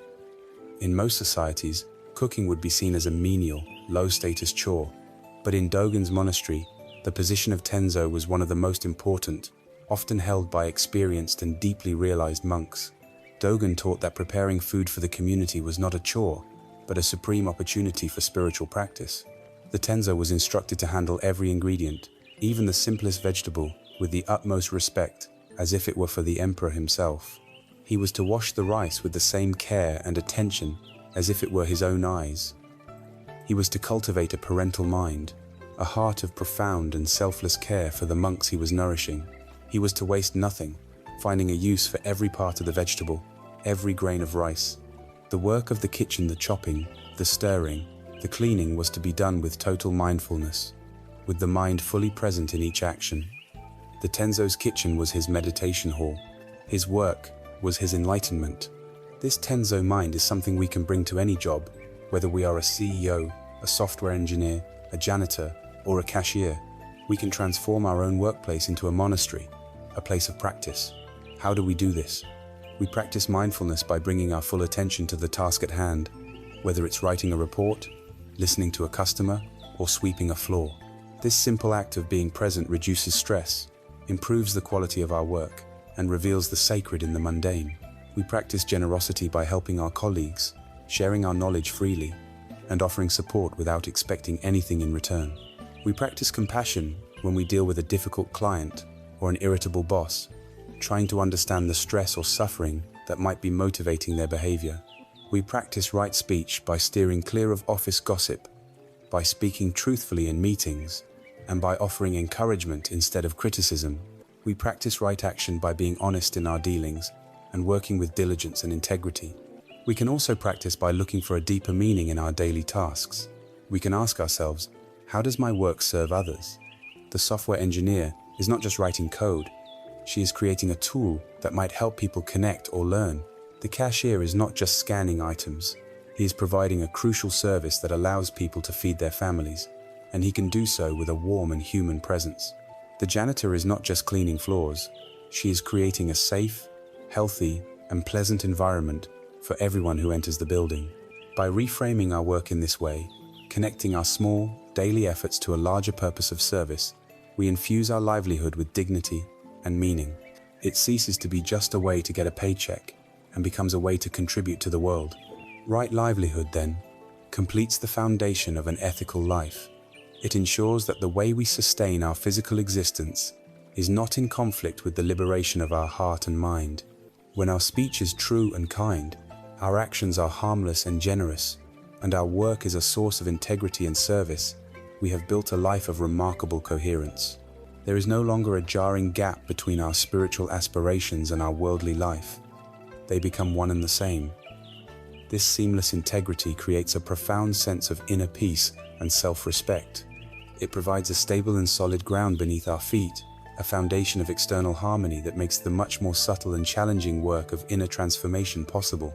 With this foundation of Shila firmly established, we are now fully prepared to turn our attention inward, to begin the direct training and cultivation of the mind itself. We are ready to move into the second great division of the path, the training in mental discipline, which is powered by the engine that drives all progress, right effort. Having laid the firm and stable foundation of ethical conduct harmonizing our speech, our actions, and our livelihood, we are now prepared to turn inward and begin the profound work of training the mind itself.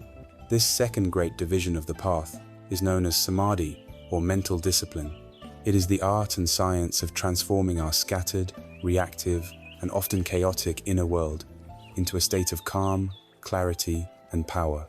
The journey into this inner landscape begins with the sixth factor of the path, right effort, or samavayama. This is the engine of our practice, the vital life force that propels us forward. Without effort, the raft we have so carefully constructed remains beached on the shore. With too much of the wrong kind of effort, the engine overheats and we burn out. Right effort is the practice of applying our energy in a way that is wise, balanced, and sustainable, creating the momentum needed for the entire path to come alive. Before we can understand what right effort is, it is crucial to understand what it is not. In our culture, which often glorifies relentless ambition and no pain, no gain striving, we can easily mistake spiritual practice for another arena of forceful, goal-oriented achievement. We might approach meditation with a grim determination, a tight jaw, and a critical inner voice that berates us for every distraction. This tense, anxious, white-knuckled striving is not right effort. It is born from craving the craving for results, for enlightenment, for a peaceful state, and it only creates more tension and frustration.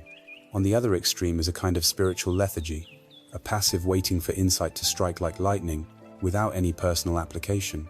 This, too, is not right effort. The path is a middle way, and this is especially true when it comes to the application of our energy. There is a beautiful story that perfectly illustrates this delicate balance. A monk named Sona was practicing with ferocious, almost violent intensity. He was a former musician, and he applied the same perfectionism to his meditation.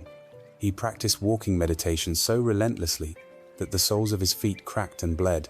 Yet, despite his heroic efforts, his mind was still plagued by obsessive thoughts, and he felt he was making no progress. Discouraged and exhausted, he thought to himself, "I have given up so much, yet I have gained so little. Perhaps this path is not for me. I should give up the monk's life and return to my home." The Buddha, with his psychic powers, knew Sona's thoughts of despair. He appeared before him and asked, "Sona, I hear that before you became a monk, you were a skilled musician, an expert at playing the lute. Is this true?" "Yes, Lord, it is true," Sona replied. The Buddha then asked, "Tell me, Sona, when the strings of your lute were stretched too tightly, did it produce a beautiful and melodious sound?" Sona answered, "No, Lord, it did not." "And when the strings were too loose, did it produce a beautiful sound?" "No, Lord, it did not." And what about when the strings were not too tight and not too loose, but tuned to a perfectly even pitch? Sona's face lit up. Then, Lord, he said, it produced a beautiful and sublime sound. The Buddha smiled. In the same way, Sona, energy that is too strenuous leads to restlessness and agitation, and energy that is too slack leads to laziness and torpor. Therefore, Sona, be resolute in your practice, but learn to tune the instrument of your mind. Find the balance, the even pitch of energy, and there you will find the music of liberation. This wisdom of the lute string is the essence of right effort. It is a joyful, steady, and intelligent application of energy, free from the extremes of aggressive, striving, and passive laziness. This skillful energy is channeled into 4 specific areas, known as the 4 great efforts. These 4 practices are the daily work of the diligent gardener of the mind. The first is the effort to prevent the arising of unwholesome states that have not yet arisen. This is the wisdom of foresight. It is the gardener recognizing weed seeds in the soil and removing them before they have a chance to sprout. In our daily life, this means developing a wise sense of restraint. We learn to recognize the situations, people, or internal triggers that tend to give rise to unwholesome states, like anger, greed, or anxiety. If spending too much time on certain websites fuels our envy, we make an effort to reduce that time. If a particular topic of conversation always leads to anger, we skillfully steer the conversation in another direction. This is not about avoidance out of fear, but about a wise protection of our own inner peace. It is the proactive effort to not water the seeds of our own suffering. The second is the effort to abandon unwholesome states that have already arisen. Despite our best efforts at prevention, weeds will inevitably sprout. An angry thought arises. A wave of selfish desire washes over us. A cloud of anxiety descends. The unskillful response is either to indulge the state, letting it take over completely, or to try and violently suppress it, which often only gives it more strength. Right effort is a middle way. It is the gardener who, upon seeing a weed, does not ignore it, nor frantically rip it out, but kneels down and gently but firmly pulls it out by the root. When anger arises, we can meet it with mindfulness, observing it as a raw energy in the body without identifying with the story it tells. We can apply an antidote, such as deliberately bringing to mind a feeling of loving kindness. When a strong craving appears, we can investigate it with curiosity, contemplating its impermanent nature and the stress it causes, which loosens its grip. This is the effort of skillful, compassionate release. The third is the effort to arouse wholesome states that have not yet arisen. A good gardener doesn't just pull weeds, they actively plant flowers. This is the effort to initiate goodness, to deliberately cultivate the beautiful and beneficial qualities of the mind. This may mean setting aside time each day to practice a loving-kindness meditation, even when we don't feel particularly loving. It can mean actively looking for things to be grateful for when we are feeling down. It is the choice to read an inspiring book, listen to uplifting music, or seek out the company of wise and kind friends. We don't have to wait for wholesome states to appear by accident. We can create the causes and conditions for them to arise. We can consciously choose to sow the seeds of joy, kindness, and clarity in the garden of our mind. The fourth is the effort to maintain and perfect wholesome states that have already arisen. When a flower finally blooms, the gardener's work is not done. They must continue to water it, nourish it, and protect it from harm. In the same way, when a moment of genuine peace, clarity, or compassion arises in our mind, we must learn to cherish it. The tendency of the untrained mind is to quickly move on to the next thought, the next worry. Right effort is the practice of consciously savoring and encouraging these wholesome states. When you feel a moment of calm, truly feel it, appreciate it. When a feeling of generosity arises, act on it. When you feel joy, allow yourself to be fully present with it. By dwelling in these states, we strengthen them. We are literally rewiring our brains, making the pathways to these wholesome states more well-worn and easily accessible in the future. This fourfold effort, pursued with the balanced energy of the well-tuned lute, is not a grim struggle. There is a deep and nourishing joy that comes from the practice itself. It is the joy of seeing the garden of your mind gradually transform. It is the satisfaction of feeling less reactive, more peaceful, and more loving. This joy becomes a powerful fuel for the path, creating a beautiful, upward spiral of positive reinforcement. Right effort is the steady, patient, and persistent energy that breathes life into every other aspect of the path. It is the engine of our raft, the wind in our sails. But an engine, no matter how well tuned, is useless without a clear direction and a hand on the rudder. This wise, balanced energy must be focused and applied. That application is the very heart of the meditative journey, the direct, moment-to-moment observation of our own experience. This brings us to the seventh and most celebrated factor of the path, the profound practice of right mindfulness. With our raft of ethical conduct firmly built and the engine of right effort tuned to a perfect, sustainable pitch, we arrive at the very heart of the journey. We are now prepared to engage with the seventh factor of the path, the practice that is most famously associated with the Buddhist tradition, right mindfulness, or samasati. If right effort is the energy that propels us forward, right mindfulness is the clear, unwavering light that illuminates the path ahead, revealing every rock, every current, and every safe harbor. It is the art of waking up from the dream of our discursive thoughts and arriving, fully and completely, in the reality of the present moment. It is, quite simply, the master skill of the inner life, the foundation upon which all true insight and liberation are built. The word sati, from the ancient Pali language, has the connotation of to remember. What are we remembering? We are remembering to be present. We are remembering to pay attention to what is happening right now, without getting lost in the labyrinth of the past or the fantasies of the future. The untrained mind is a time traveler. It constantly jumps back to relive old glories, or nurse old grievances, or it rockets forward to rehearse future conversations and worry about what might happen next. The one place it rarely stays is the only place where life is actually happening, here and now.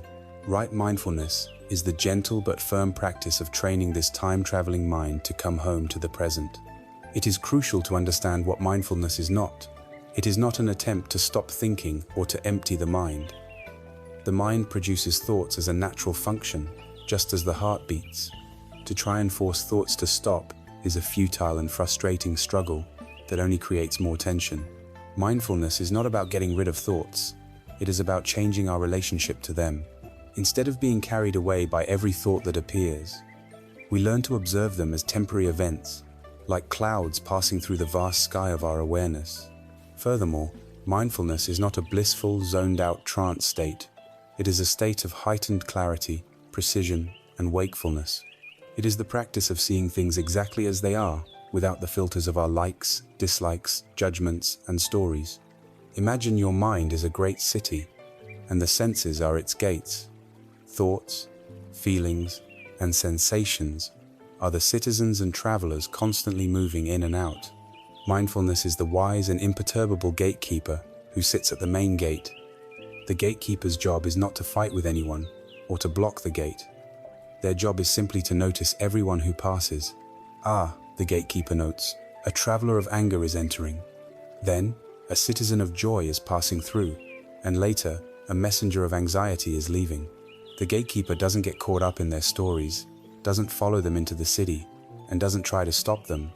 They simply know what is coming and what is going. This impartial, clear-seeing awareness is the essence of mindfulness.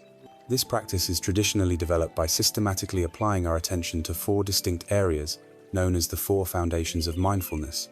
The first foundation is mindfulness of the body, or kayanupassana. We begin with the body for a very simple and profound reason. The body is always in the present moment.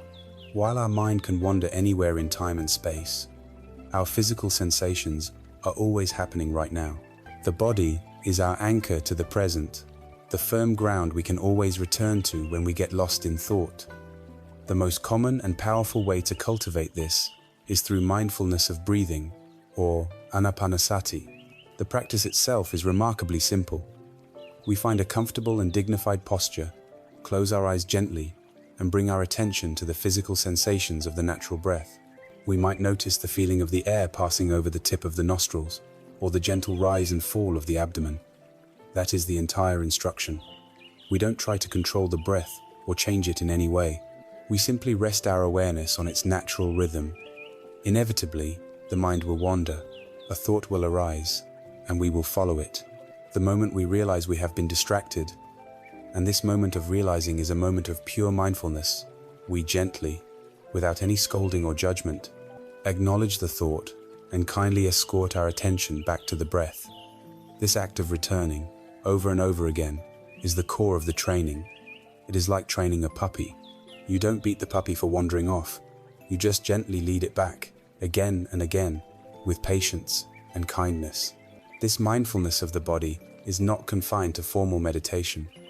We can practice it all day long.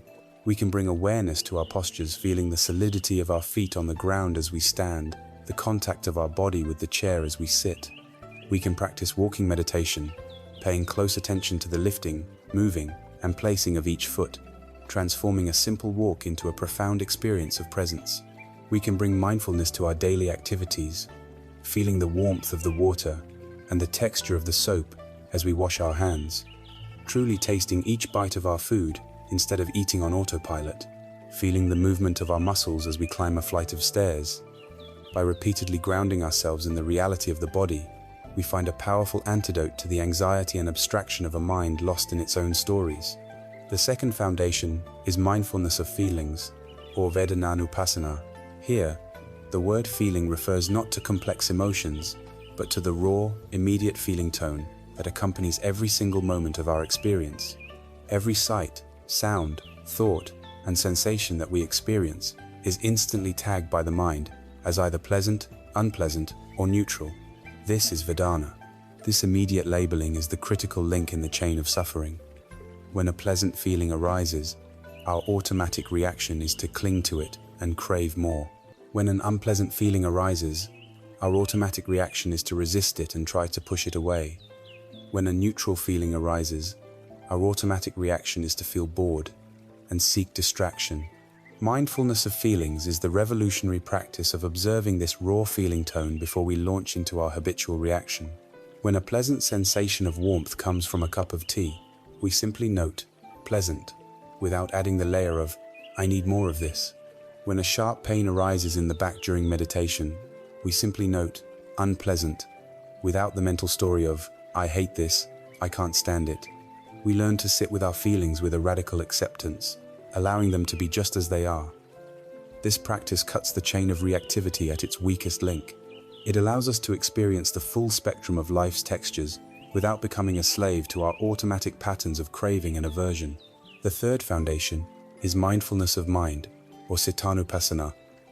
This is where we turn the light of awareness back onto the mind itself. We are no longer looking at the content of our experience, but at the quality or state of the consciousness that is doing the experiencing. The practice is to recognize and acknowledge the mind's current weather pattern. We learn to note, without judgment, the mind is feeling angry, or the mind is happy, or the mind is scattered and restless, or the mind is calm and focused. The profound insight that arises from this practice is the disidentification from our mental states.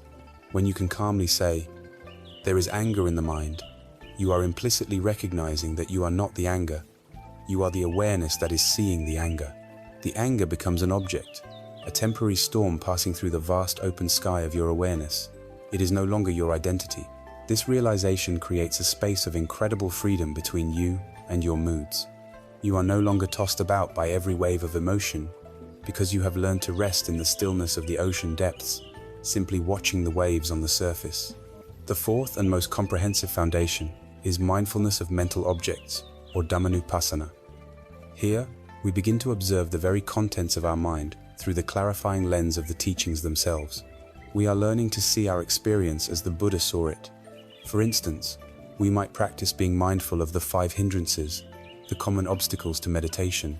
When a wave of sensual desire arises, we don't just see it as a random thought, we recognize it clearly. Ah, this is sensual desire. This is a hindrance. We understand its nature, how it arises, and what helps it to pass away. Conversely, we can be mindful of the 7 factors of enlightenment. When a feeling of joy or tranquility spontaneously arises during our practice, we recognize it. Ah, this is joy, a factor of enlightenment. We know its value, and we learn how to nurture it. Ultimately, We can be mindful of the Four Noble Truths in every moment. We see a stressful thought and recognize, this is dukkha. We see the craving that produced it and recognize, this is the origin of dukkha. We watch as the craving and the thought pass away and recognize, this is the cessation of dukkha. In this way, the entire path becomes a living reality, unfolding in the laboratory of our own mind. Imagine a tightrope walker, balanced on a thin rope high above the ground. To make the crossing, their focus must be absolute. They must be mindful of the subtle shifts of balance in their body, of the feeling of the rope beneath their feet, of the state of their ensuring it is focused and not lost in fear. They must be aware of the whole reality of their situation. If their mind wanders for even a second to a memory of a past fall, or to the thought of the applause at the end, they will lose their balance. Their life depends on their ability to stay completely in the present moment. Mindfulness is this practice of learning to walk the tightrope of life. It is the steady, moment-to-moment awareness that keeps us balanced, centered, and safe. This is the heart of the practice. It is the steady, patient, and kind application of awareness to our life as it unfolds. As we apply the balanced energy of right effort to the continuous practice of right mindfulness, a natural alchemy begins to occur. The mind, once a turbulent and muddy lake, begins to settle. The sediment of worry, agitation, and confusion slowly drifts to the bottom. The waters become still and clear. This natural process of the mind becoming unified, stable, and powerful is the eighth and final factor of the path, right concentration. We have now arrived at the culmination of the training in mental discipline, the eighth and final factor of the noble path, right concentration, or samma samadhi. This is the beautiful and powerful state that arises when the balanced energy of right effort is used to sustain the clear awareness of right mindfulness. Imagine you have been diligently practicing mindfulness, gently and repeatedly bringing your attention back to the breath. Over time, something remarkable begins to happen. The moments of distraction become less frequent. The periods of unbroken attention grow longer. The mind, which was once like a restless monkey swinging from branch to branch, begins to settle. It becomes less like a turbulent, muddy lake and more like a deep, still pool on a windless day. This growing state of inner calm, unification, and one-pointedness is samadhi. It is not something we achieve through force, but a natural result that emerges when the right conditions have been cultivated. Let us return to the image of the muddy lake. The water is our mind. The mud is the five hindrances: sensual desire, ill will, restlessness and worry, sloth and torpor, and skeptical doubt. The winds that constantly stir the water and churn up the mud are our distracted, habitual thoughts. The practice of right mindfulness is the gentle act of allowing these winds to die down. The practice of right effort is the patient persistence in doing so. Right concentration is the result. The wind ceases, the mud of the hindrances naturally settles to the bottom, and the water of the mind becomes exceptionally clear and still.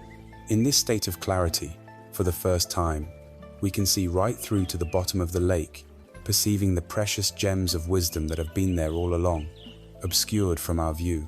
It is important to distinguish right concentration from the ordinary, everyday concentration we all experience.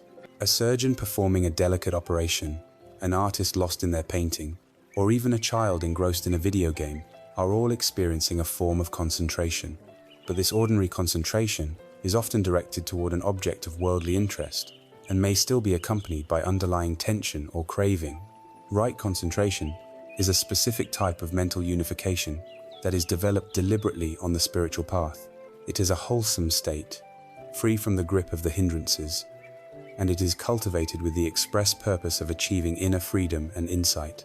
It is the mind gathered together, unified and whole, no longer fragmented by competing desires and fears. If right mindfulness can be compared to the light that illuminates our path, right concentration can be compared to focusing that light through a powerful magnifying glass. Diffuse, ordinary sunlight is pleasantly warm, but its energy is scattered. This is like the ordinary, unfocused mind.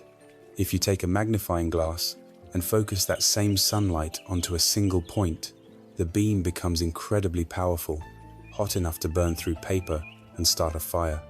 This is the concentrated mind.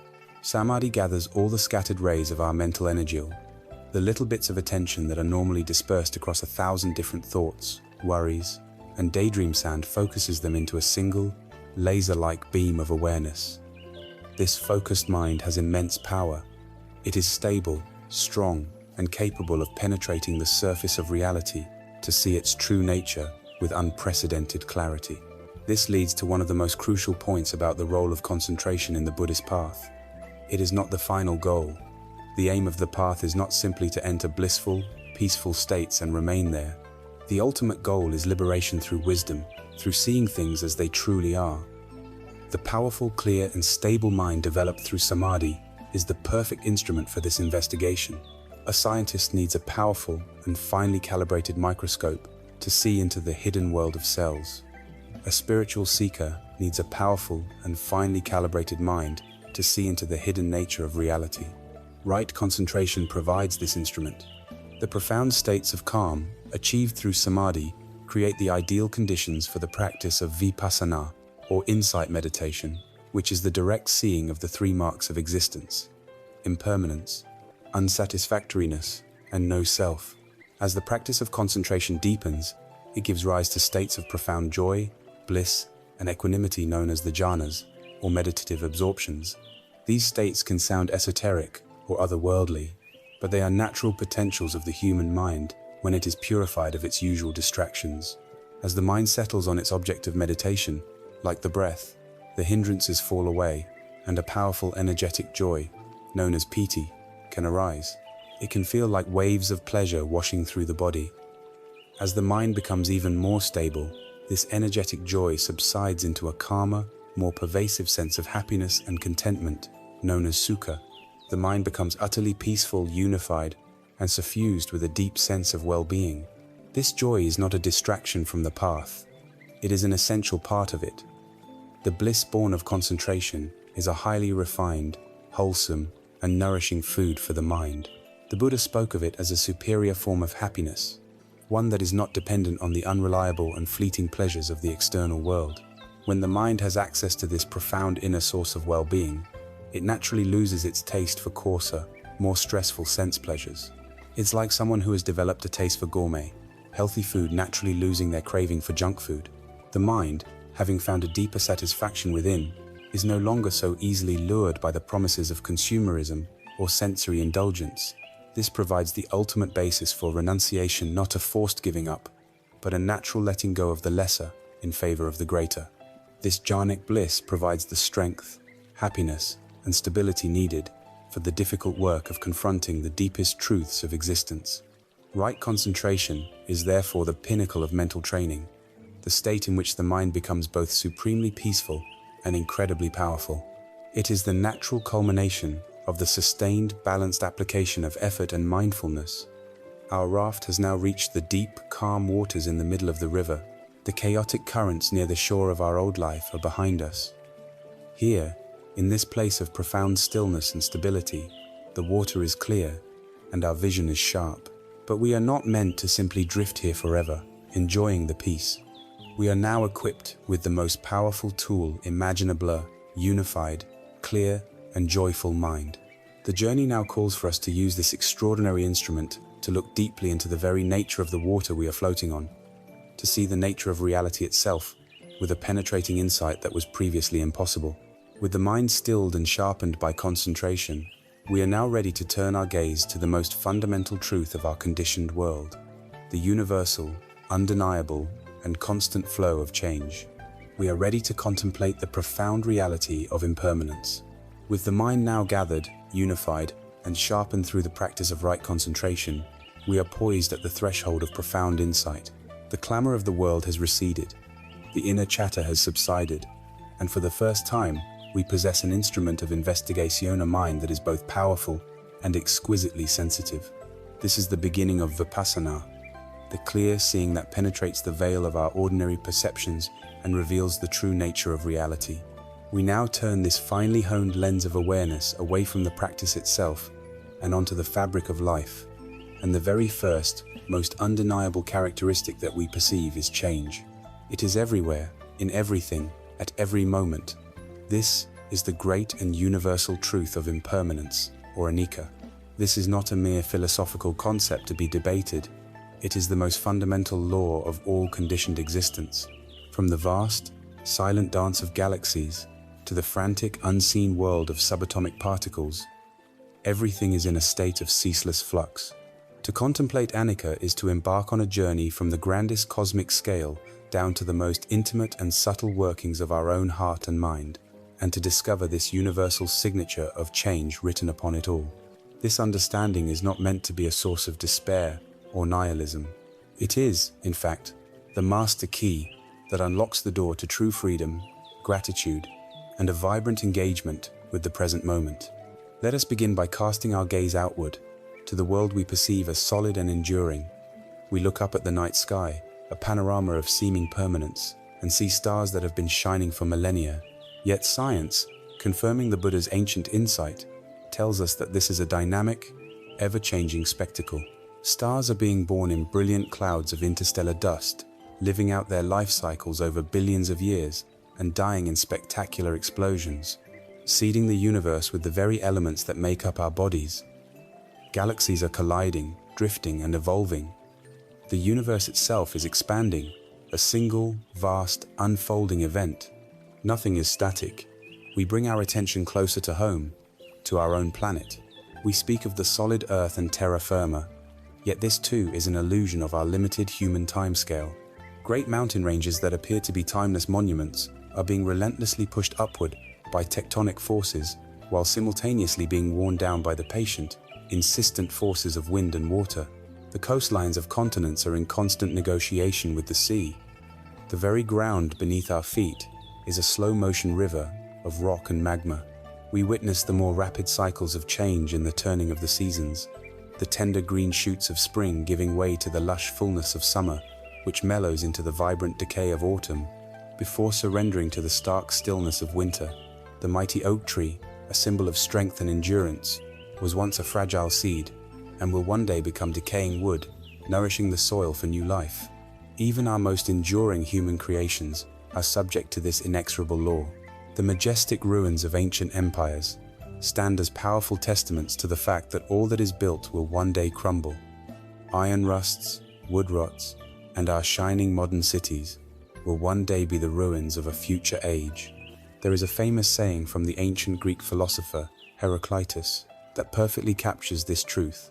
No man ever steps in the same river twice, for it's not the same river, and he's not the same man. This beautiful insight serves as a bridge, leading us from the observation of the external world to the far more intimate and transformative contemplation of our own inner world.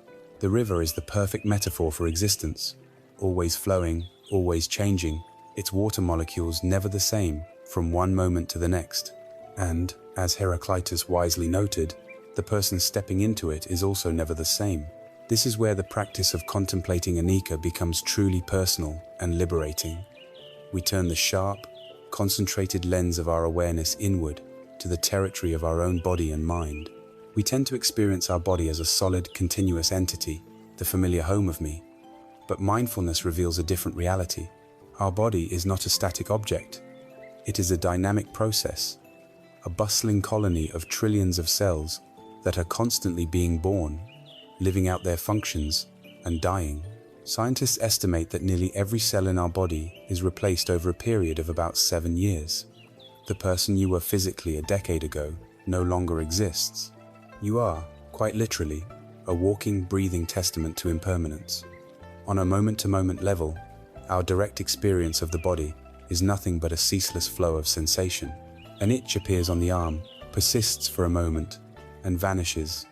A feeling of warmth spreads through the chest, and then fades.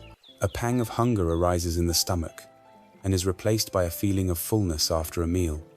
The most constant and reliable teacher of impermanence is the breath itself.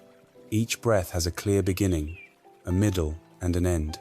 It arises, sustains for a few moments, and then ceases, making way for the next. It is a perfect microcosm of all life.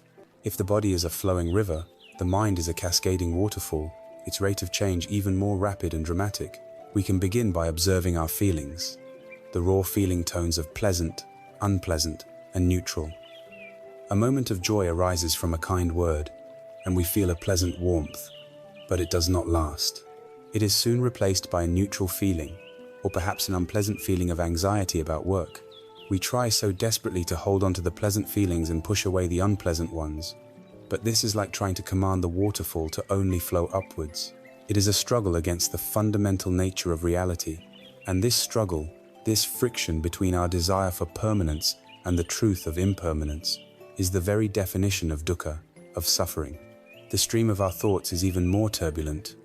Sit for just a few moments and try to hold on to a single thought. It is like trying to catch smoke in your hands. Thoughts appear in consciousness, seemingly from nowhere, stay for a moment, and dissolve. A memory of childhood gives way to a plan for dinner, which is interrupted by a line from a song, which is replaced by a worry about the future. Our opinions, moods, beliefs, and ideas, which we hold on to so tightly as core parts of our identity, are all subject to the same law.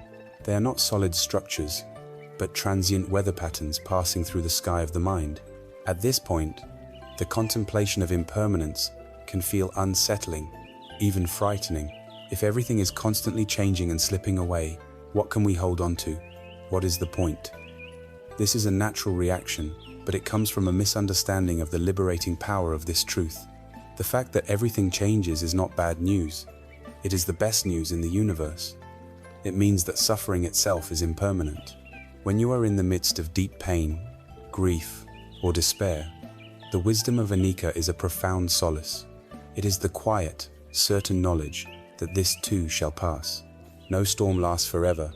The clouds will eventually part, and the sun will shine again. This understanding fosters immense resilience and courage in the face of life's difficulties.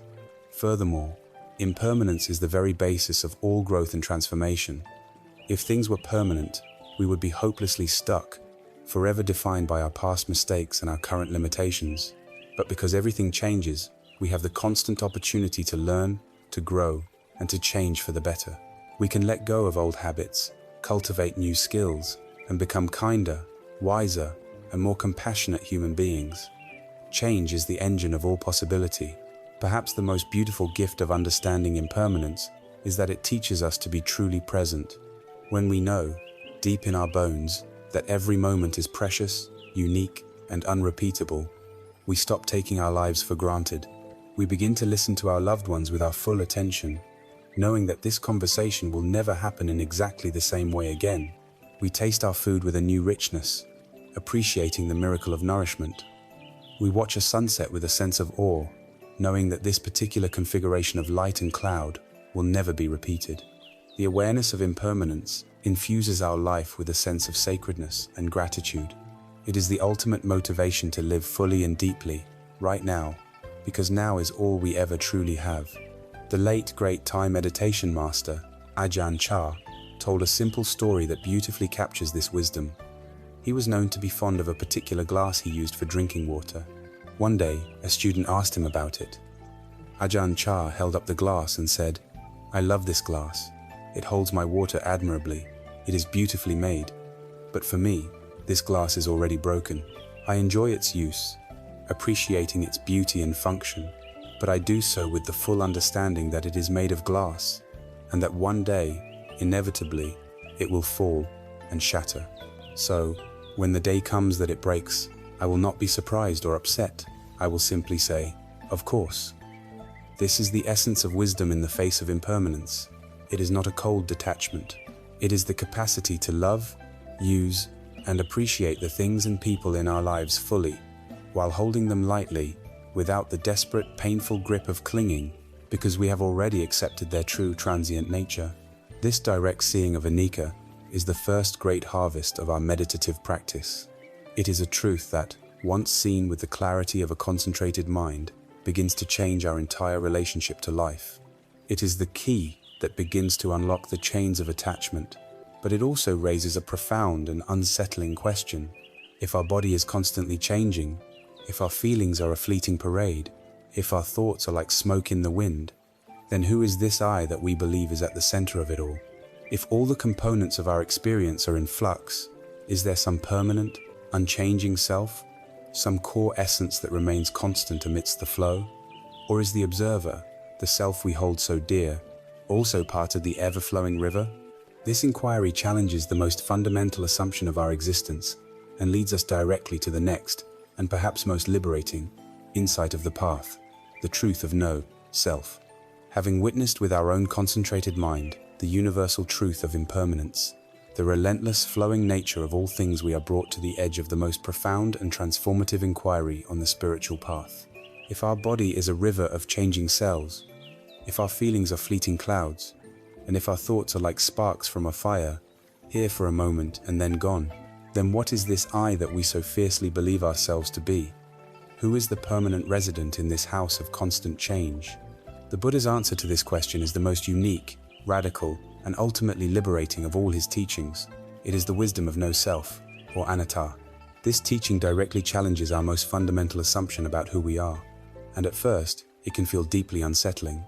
It can sound like a doctrine of annihilation, a denial of our very existence. But when understood correctly, it is not a negation of our life, but an affirmation of our freedom. It is the key that unlocks the prison of the ego and reveals our true, boundless nature. To understand anatta, we must become like careful investigators, looking systematically for this self that we assume is there. The Buddha's method was not to simply state that there is no self, but to guide us to look for ourselves and see if we can find one. He analyzed what we call a person into 5 distinct components, or aggregates, khandhas in Pali. He invites us to examine each of these components to see if any of them can be rightly called a permanent, independent me. The first aggregate is form, or rupa. This is our physical body and all material phenomena. As we have already seen through the contemplation of impermanence, the body is in a constant state of flux. It is born, it grows, it ages, it gets sick, and it dies. It is a process, not a static thing. We cannot point to any part of it and say, this is the real, unchanging me. So, the self cannot be found in the body. The second aggregate is feeling, or vedana. These are the raw, pleasant, unpleasant, and neutral feeling tones that arise with every moment of experience. As we have seen, feelings are incredibly fleeting. A pleasant feeling arises and is quickly replaced by an unpleasant or neutral one. They are like bubbles on the surface of water, appearing and popping in an instant. Surely this transient parade of feelings cannot be the enduring self we are looking for. The third aggregate is perception, or sanya. This is the faculty of the mind that recognizes, identifies, and labels our experience. It is the part of the mind that says, blue, tree, sound, or sadness. Our perceptions are conditioned by our past experiences, our culture, our language, and our current mood. They are unreliable and constantly changing. The perception of a piece of modern art can be beautiful to one person and ugly to another. This faculty of labeling is also clearly not a stable, independent self. The fourth aggregate is mental formations, or sankhara. This is a very broad and important category that includes all of our volitional activities. It is the crafter of our experience. It includes our habits, our opinions, our beliefs, our prejudices, our desires, our fears, our intentions, and all our discursive thoughts.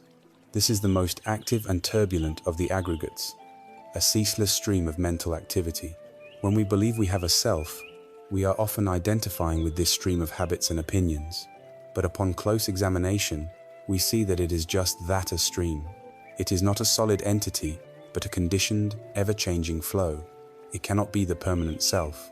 The fifth and final aggregate is consciousness, or vijnana. This is the raw faculty of awareness itself, the simple knowing of an object. There is eye consciousness, which knows sights, ear consciousness, which knows sounds, nose consciousness, which knows smells, and so on. It is crucial to understand that in the Buddhist view, consciousness is not a monolithic, independent soul that resides in the body. It is a dependent function. It arises only when a sense organ comes into contact with a sense object. Eye consciousness arises dependent on the eye and a visible form. If there is no form, there is no eye consciousness. It flickers into existence for a moment, registers an object, and then ceases, making way for the next moment of consciousness. It is, like everything else, an impermanent, dependent process. So, having analyzed ourselves into these 5 components, we are left with a profound conclusion. The body is not the self. Feelings are not the self. Perceptions are not the self. Our thoughts and habits are not the self. And consciousness is not the self. There is no thing there that we can isolate and identify as a permanent, unchanging me. To make this subtle point clearer, the ancient Buddhist sage Nagasena used a brilliant analogy in a famous dialogue with the Greco-Indian king Milinda. The king, a sharp intellectual, challenged Nagasena on this very point. "Venerable sir," the king said, "if there is no permanent person to be found, then who is it that wears these robes and takes this food?" Nagasena replied that Nagasena was merely a designation, a name given to the collection of these 5 aggregates, much like one would give a name to a cart. The king, unconvinced, retorted, "If I have a chariot, is not the chariot a real thing?" Nagasena then began his masterclass in deconstruction. He asked the king, "Your Majesty, is the pole of the chariot the chariot?" "No, venerable sir," the king replied. "Is the axle the chariot? Number. Are the wheels the chariot? Number. Is the frame, or the reins, or the yoke the chariot? No, they are not." Nagasena then concluded, "Then, Your Majesty, it seems that even when I question you directly, I cannot find this chariot. It appears that chariot is just a sound, a convenient name we give to the assembled parts when they are arranged in a particular way. In ultimate reality, apart from the parts, there is no chariot." He then turned the analogy back to himself. "In the same way, Your Majesty, Nagasena is just a convenient name for the temporary collection of my body, feelings, perceptions, mental formations, and consciousness. In ultimate reality, apart from these changing processes, no permanent Nagasena can be found." This teaching of no self, or anatta, does not mean that we do not exist. It means that we do not exist as a separate, solid, independent entity. It is a correction of a profound case of mistaken identity. We are not a noun, we are a verb. We are not a static thing, we are a dynamic, flowing process. We are not a separate drop of water, we are a wave in the great ocean of existence arising from conditions, taking a form for a time, and then dissolving back into the whole.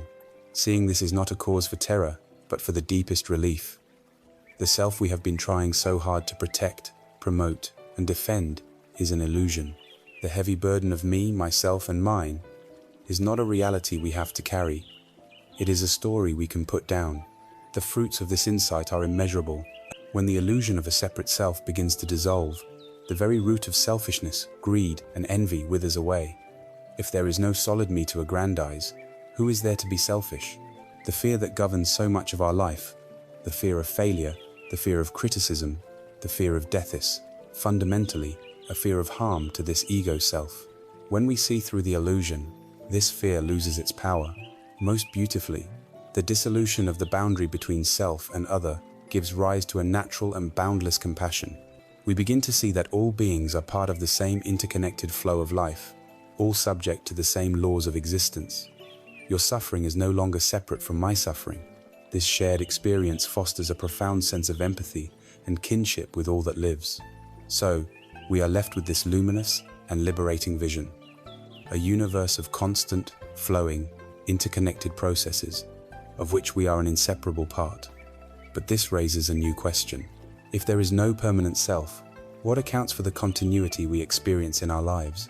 What connects the process that performed an action yesterday with the process that is experiencing its result today? If everything is just an impersonal flow, what governs its direction? This leads us to explore the universal principle that weaves through all these processes, the natural law of cause and effect that ensures the universe is not a chaotic accident, but an ordered, intelligible reality. This is the profound law of karma. As we stand in the light of the great wisdoms of impermanence and no self, a new landscape of understanding opens before us. We see that reality is a vast, interconnected, and selfless flow of processes, constantly changing, constantly unfolding. The universe is not a collection of static objects, but a single, dynamic event. This vision can be both exhilarating and disorienting. If there is no permanent me at the center of it all, if everything is just an impersonal process, then what governs this flow? Is it all just random chaos? What provides the continuity we experience in our lives? What connects the action performed at one moment to the consequence experienced at a later moment? The Buddha's answer to this is the profound and often deeply misunderstood teaching of karma. This is the universal law of cause and effect that ensures the universe is not a chaotic accident, but an ordered, intelligible, and ethical reality. Perhaps no spiritual concept has been more distorted in its journey to the West than karma. It is often misconstrued as a kind of mystical doom or predetermined fate, a cosmic script that has already been written for our lives. We hear people say, "It must be my karma," as a way of resigning themselves to a difficult situation, as if they were helpless victims of some past transgression. Another common misconception is that karma is a system of cosmic justice, with a divine scorekeeper in the sky meticulously logging our good and bad deeds and doling out rewards and punishments accordingly. Both of these interpretations are fundamentally wrong, and they miss the liberating and empowering essence of the teaching. Karma is the very opposite of fate. It is the law that affirms our ultimate freedom and responsibility. The word karma in Pali simply means action. That is all. It is not a result, it is the cause. The teaching on karma is a teaching about the power of our own actions. It is a natural law, as impersonal and reliable as the law of gravity. If you hold a stone in your hand and let it go, it will fall to the ground. Gravity does not punish the stone for being released. It simply operates according to its nature. In the same way, the law of karma states that every intentional action produces a corresponding result. It is not a judgment from an external power. It is the simple, organic unfolding of cause and effect. The absolute heart of this teaching, the single most important factor in determining the quality of our karma, is cetana, which means volition or intention. The Buddha made this crystal clear when he said, "It is intention, monks, that I call karma. Having intended, one acts through body, speech, and mind. It is the quality of the motive, the energy behind the action, that plants the karmic seed. An action that looks identical on the outside can have a vastly different karmic result based on the intention within. For example, if you are walking and accidentally trip someone, the outcome is unfortunate, but the karmic imprint is minimal because there was no intention to harm. However, if you see someone and deliberately stick out your foot to trip them, even if they see it and step over it, the karmic seed of that hateful intention has been powerfully planted in your own mind stream. The outcome is less important than the intention. Wholesome, skillful intentions, those rooted in the good wolf of generosity, loving kindness, and wisdom create skillful karma, leading to experiences of happiness, peace, and ease. Unwholesome, unskillful intentions, those rooted in the evil wolf of greed, hatred, and delusion, create unskillful karma, leading to experiences of suffering, agitation, and difficulty. The most helpful way to understand this is through the simple analogy of a farmer. A wise farmer knows, without any doubt, that their future harvest depends entirely on the seeds they choose to plant today. If they carefully sow high-quality rice seeds, they know they will eventually harvest rice. If they carelessly scatter the seeds of noxious weeds, they know they will harvest a field of weeds. They would never dream of planting thorn seeds and expecting to harvest sweet mangoes. The law of the field is simple. What you plant is what you get. Our mind is this field. Every intentional action we perform with our body, our speech, or our thoughts is a seed we are planting in that field. An act of spontaneous generosity is a seed of future abundance. A sharp, angry word is a seed of future conflict. A moment of quiet, compassionate listening is a seed of future connection and peace. This analogy also helps us understand the complexity of karma. The farmer knows that the harvest depends not only on the seed, but also on the conditions of the field, the quality of the soil, the amount of rainfall, the intensity of the sun. In the same way, the ripening of our karmic seeds is influenced by our past karma and our present circumstances. A wholesome seed planted in the difficult soil of a past filled with unskillful actions may take longer to sprout. This helps to explain why we sometimes see kind people facing immense hardship. Their present actions are wholesome, but they are still experiencing the results of seeds planted long ago. Conversely, someone acting unskillfully may seem to prosper for a time, because they are still enjoying the fruits of good seeds planted in their past. But the law is unwavering. The new seeds of their present actions are being sown, and their harvest will eventually come. The most empowering part of the farmer analogy is that the farmer's power lies entirely in the present moment. They cannot change the seeds they planted last season, nor can they control next year's weather, but they have complete power over what they choose to do now. They can choose the best seeds, they can water the field, they can pull the weeds. The past has created the present circumstances, but the present actions create the future. This is the liberating heart of the karmic law. We are never trapped by our past. At any given moment, no matter what our circumstances, we have the power to plant a new seed. We can choose to act with kindness, to speak with truth, to think a thought of forgiveness. Each of these skillful acts changes the trajectory of our future. We are, in every moment, the weavers of our own experience. We are the heirs of our past actions and the creators of our future ones. But what about no self? If there is no one there who performs the action and who receives the result, we can think of it like one candle flame lighting another. The flame on the second candle is not identical to the first, but it is not completely different either. It is the direct causal continuation of the first. In the same way, our stream of consciousness flows from moment to moment, from life to life. The process that performs a kind act is not the same process that experiences the resulting happiness years later, but it is its direct causal heir. The karmic information, the seed, is carried forward in the ever-flowing stream of mind. A true understanding of karma fosters two crucial qualities: radical responsibility and profound compassion. Radical responsibility comes from the visceral understanding that our happiness and suffering come from our own actions. We stop being victims. We stop blaming the world, our parents, or our circumstances for our unhappiness, and we begin to look at our own mind, our own choices. This is the ultimate empowerment. And from this empowerment, a deep compassion naturally arises. When we see someone acting out of anger, greed, or hatred, our first response is no longer just judgment. We see that, out of their own ignorance, they are planting the seeds of their own future misery. They are the farmer scattering thorn seeds, not knowing they will one day have to walk barefoot in that field. This insight dissolves anger and gives rise to a powerful wish. May they be free from the ignorance that causes them to harm themselves and others. The law of karma illuminates the entire path with a sense of profound meaning and purpose. It shows us that every moment matters. Every small choice, every fleeting intention, is a seed that shapes the unfolding universe of our experience. The implication is breathtaking. The only time we have any power, the only moment we can plant a new seed and change our future, is right now.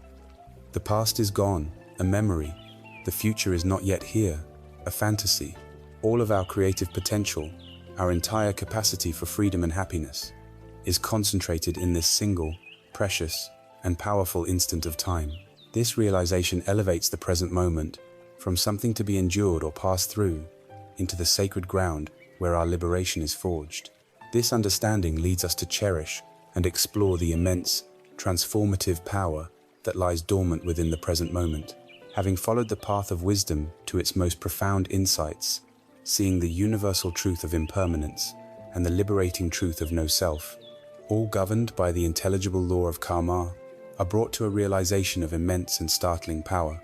The law of karma has taught us that we are the sole architects of our own lives, and that the only time we can ever lay a new stone or draw a new blueprint is now. The past is a finished chapter, and the future is an unwritten one. All of our power, all of our potential for change, for peace, for freedom, is concentrated into the singularity of this very moment. And yet, if we honestly observe the nature of our own minds, we must admit that this precious, powerful present is the one place we rarely choose to live. This brings us to the most practical and existentially urgent teaching of all, the discovery and celebration of the power of the present moment. The great human tragedy, the source of so much of our self-inflicted suffering, is that we live in a state of psychological exile. Though our bodies are always firmly planted in the here and now, our minds are almost always somewhere else. We are time travelers, lost in the ghostly realms of memory or the imaginary landscapes of the future. We have become so identified with the incessant stream of our thinking that we mistake the contents of our mind for life itself. But life is not a thought.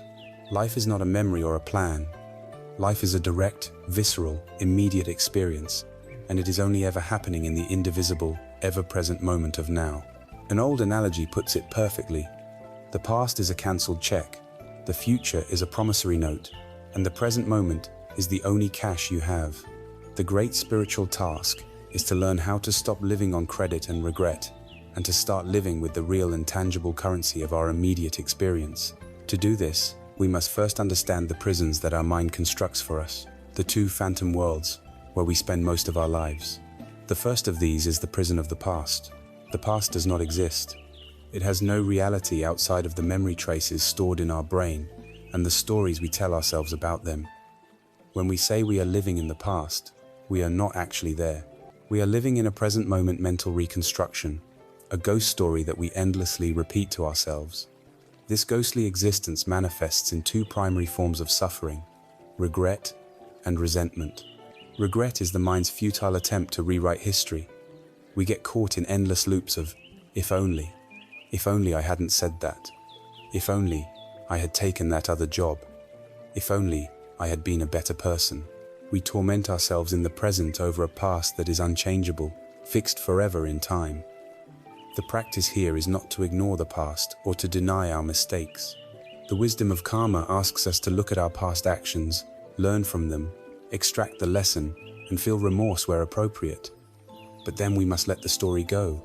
To endlessly punish ourselves for a past mistake is to ensure that its suffering continues indefinitely.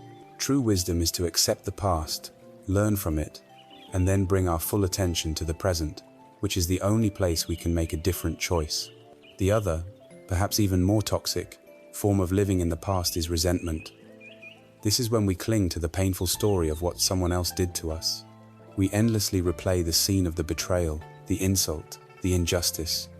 We hold on to our grievance like a precious defining treasure, forgetting that we are the ones who are suffering. Holding a grudge is like drinking poison and waiting for the other person to die. The poison only ever harms ourselves, filling our present moments with the bitter taste of old pain. The antidote to resentment is forgiveness.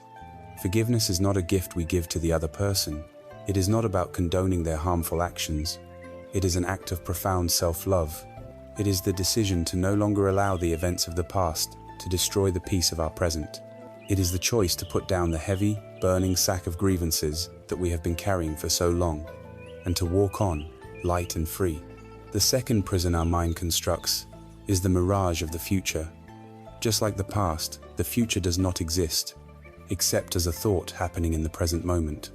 It is a projection, a fantasy, a mental construct. And yet, for many of us, it is where we invest all our hopes for happiness. The primary form of suffering related to the future is anxiety and worry. We spend countless hours living out imaginary tragedies. We catastrophize about our health, our finances, our relationships. We play out 1,000 fearful scenarios in our imagination, 99% of which will never come to pass. But the body doesn't know the difference. When you are worrying about a future event, your body is producing the stress hormones of cortisol and adrenaline right now. You are experiencing the physical and emotional reality of a negative event that exists only in your mind. This is a profound form of self-inflicted harm. Even our positive projections about the future can be a subtle trap. We live our lives for the weekend, for the next vacation, for retirement. We fall victim to what psychologists call the arrival fallacy. Mistaken belief that when we finally achieve a certain goal or arrive at a certain destination, we will achieve a state of lasting happiness. We tell ourselves, I will be happy when I get that promotion, or I will be able to relax when the children have grown up.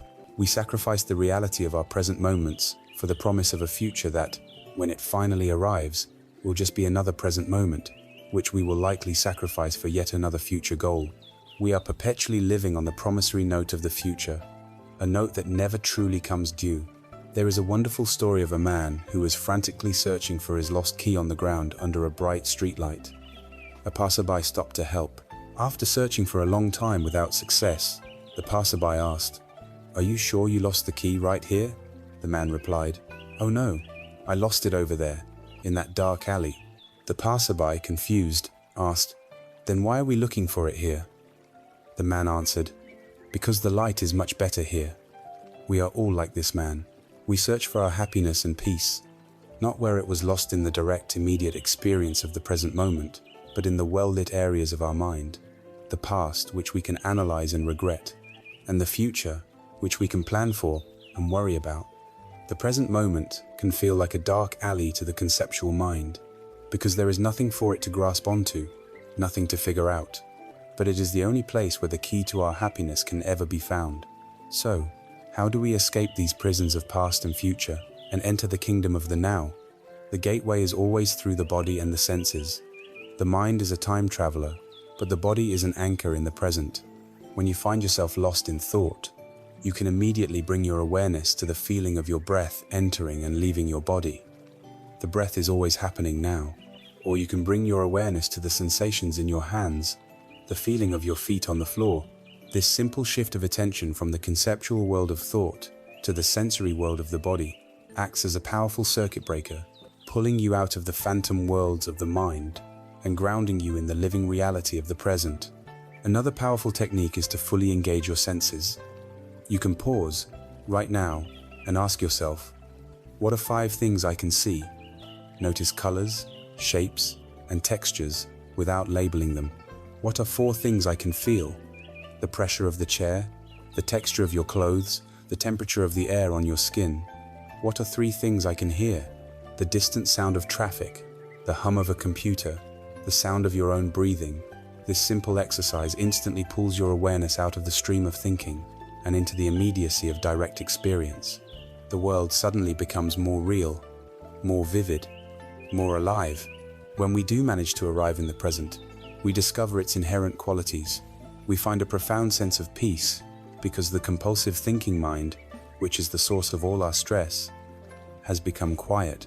We find a new vibrancy in our experience, as if a veil has been lifted from our senses. And most importantly, we find our own power. The present moment is the only point of action. It is the sacred ground where we can plant a new karmic seed, make a new choice, and move in a new direction. All creativity, all intuition, all solutions to our problems arise not from the frantic energy of an anxious mind, but from the spacious, intelligent stillness of the present moment. This is our only true treasure. The past is a memory, the future a dream, and the present moment is the only reality we will ever have. It is the only currency of our lives. We have a choice in every moment how we will spend it. We can spend it in the impoverished realms of regret and anxiety, or we can invest it in the infinite richness of what is right here, right now. When we learn to truly inhabit the present moment, we may notice something remarkable. We see that we are not alone. We are sharing this precious, fleeting moment with others. This recognition of our shared presence in the now, our common ground of being, dissolves the illusion of separation. It naturally opens the heart and prepares the soil for the most beautiful flowers in the garden of the mind to grow, the boundless states of loving, kindness, and compassion. As we learn to inhabit the stillness and clarity of the present moment, something remarkable begins to happen. The frantic, self-centered monologue of the mind begins to quiet down, and for the first time, we start to truly notice the world around us. We see the faces of others, we hear their voices, we sense their presence. We recognize that we are not isolated islands of experience, but beings who are fundamentally interconnected, all sharing this same precious, fleeting moment of existence. This deep seeing, born of mindfulness, is the cognitive understanding of our shared reality. The next stage of the path is to cultivate the heart's response to this understanding. This is where we move from wisdom of the mind to the radiant qualities of an awakened heart. We now turn to 2 of the most beautiful and transformative practices on the entire path: the cultivation of loving, kindness, or metta, and its inseparable companion, compassion, or karuna. These are 2 of the 4 Brahma Viharas, a term that translates as the divine abodes or sublime attitudes. They are the states in which a liberated mind naturally dwells. Metta is the sincere, unconditional wish for all beings to be happy and well. It is a feeling of radiant, friendly warmth, a goodwill that is offered freely and without expectation of anything in return. Karuna is the heart's response to suffering. It is the wish for all beings to be free from their pain and its causes. If metta is the gentle wish, may you be happy. Karuna is the trembling of the heart that wishes, may you be free from your suffering. Together, They are the most powerful antidotes to the mental poisons of anger, hatred, jealousy, fear, and indifference. The journey of cultivating a boundless heart always begins in the place that is often the most difficult for us to reach, with ourselves. We cannot offer the world a kindness that we do not possess ourselves. We cannot pour from an empty vessel. Therefore, the foundation of this practice is self-compassion, the cultivation of metta for oneself. For many of us, the voice in our own head is our harshest critic. It is relentless, judgmental, and unforgiving. The practice of self-compassion is the conscious intention to replace this inner critic with the voice of an unconditional friend. It is the practice of gently offering ourselves the same warmth and kindness we would offer to someone we dearly love. It begins by sitting quietly and inwardly repeating phrases such as, "May I be safe. May I be healthy. May I be happy. May I live with ease." This is not an act of selfish indulgence. It is the essential act of filling our own well, of creating a baseline of inner safety and worth, from which all genuine generosity and kindness can flow. Once we have established this foundation of self-acceptance, we begin to radiate this feeling outward in systematic, ever-widening circles. This is the classic meditation on loving kindness. First, we bring to mind a benefactor or a dear friend, someone for whom we feel easy and uncomplicated affection. We hold their image in our mind and extend the same wishes to them. May you be well. May you be happy. May you live with ease. We allow the natural feeling of warmth and appreciation for this person to fill our heart. Next, we stretch the muscle of the heart by bringing to mind a neutral person. This might be a cashier at the grocery store, a person we see on our daily commute, or a neighbor we barely know. We hold their image in our mind and extend the same heartfelt wishes to them. This stage is crucial because it challenges the mind's habit of indifference. It trains us to see the humanity and the desire for happiness in those who exist outside our immediate circle of concern. The most transformative, and often most challenging, stage is to then bring to mind a difficult person. This is someone with whom we have conflict, someone who has hurt us, or for whom we feel anger and resentment. The practice here is not to condone their harmful actions, or to force ourselves to feel a false affection. It is a practice for our own liberation. We recognize that this person's unskillful actions are born from their own suffering and their own confusion. For the sake of our own peace, for the freedom that comes from releasing the burning coal of our own anger, we try to wish them well on a basic human level. Just as I wish to be happy, may you also be happy. May you be free from the anger and ignorance that causes you to suffer. This act of extending goodwill to an enemy is the ultimate act of dissolving the boundaries of the ego. It frees us from the prison of our own hatred. Finally, we let go of all specific individuals and allow the feeling of loving kindness to become boundless. We radiate it forward and backward, left and right, above and below, to all beings in all directions, to our friends, our enemies, and everyone in between, to humans and animals, to all beings, seen and unseen, near and far. May all beings be well. May all beings be happy. May all beings be peaceful. This practice systematically dismantles the walls of us and them, fostering a profound sense of kinship with all of life. From this fertile ground of loving kindness, compassion naturally arises. When our heart is open and wishing for the happiness of others, it cannot help but tremble when it comes into contact with their suffering. This is karuna.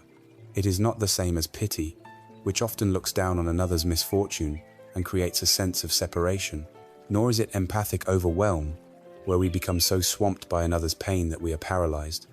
True compassion is the union of empathy with wisdom and strength. It is the ability to feel with another being, combined with the clarity and stability to remain present and offer help. The most powerful illustration of compassion in action is found in the story of the Buddha and a monk named Putigata. This monk had contracted a terrible skin disease. His body was covered in oozing, festering sores, and his robes had become stuck to his skin. The smell was so foul that his fellow monks, overcome with revulsion, had completely abandoned him, leaving him to lie alone in his own filth, facing a miserable death. Hearing of the monk's plight, the Buddha went to the lodging where he lay. He did not simply offer words of comfort from a safe distance. He went to the fireplace and boiled water himself. Then, with his own hands, He gently began to wash the sick monk's body, cleaning his sores and softening the caked-on robes with the warm water. Ananda, his attendant, helped him to remove the soiled robes and dress the monk in clean ones. They lifted him up and placed him gently on a fresh bed. Only after he had personally and tenderly cared for the monk's physical needs did the Buddha sit down and teach him the Dharma, guiding his mind to a state of peace and liberation. Afterward, he gathered the other monks and delivered a timeless teaching. You have no mother or father to care for you here. If you do not care for one another, who will? Monks, whoever would tend to me, should tend to the sick. This story reveals the true nature of compassion. It is not a lofty sentiment. It is engaged, embodied, fearless, and practical. It is the willingness to get our hands dirty, to step into the messiness of suffering and offer what we can. Cultivating loving kindness and compassion is the ultimate practice of the heart. It dissolves our anger, melts our fear, and erodes the illusion of a separate self. It is the radiant warmth that naturally shines forth from a mind that has been cleared of the clouds of ignorance. When our heart has learned to wish for the happiness of others and to ache for their freedom from suffering, a new, sublime quality can blossom, the ability to rejoice in their good fortune. This brings us to the next divine abode, the beautiful practice of sympathetic joy. As we continue to cultivate the garden of the heart, we learn to meet the world with newfound warmth and openness. Through the practice of loving kindness, or metta, we learn to wish for the happiness and well-being of all beings. Through the practice of compassion, or karuna, we learn to meet their suffering with an empathetic and responsive heart. We have trained ourselves to be present for others in both their brightest and their darkest moments. Now, we arrive at a more subtle, and for many of us in a competitive world, a far more challenging practice. This is the cultivation of the third divine abode, sympathetic joy, or mudita. It is the practice of feeling genuine, unselfish joy in the happiness, success, and good fortune of others. If compassion is the heart's ability to weep with those who weep, mudita is the heart's ability to dance with those who dance.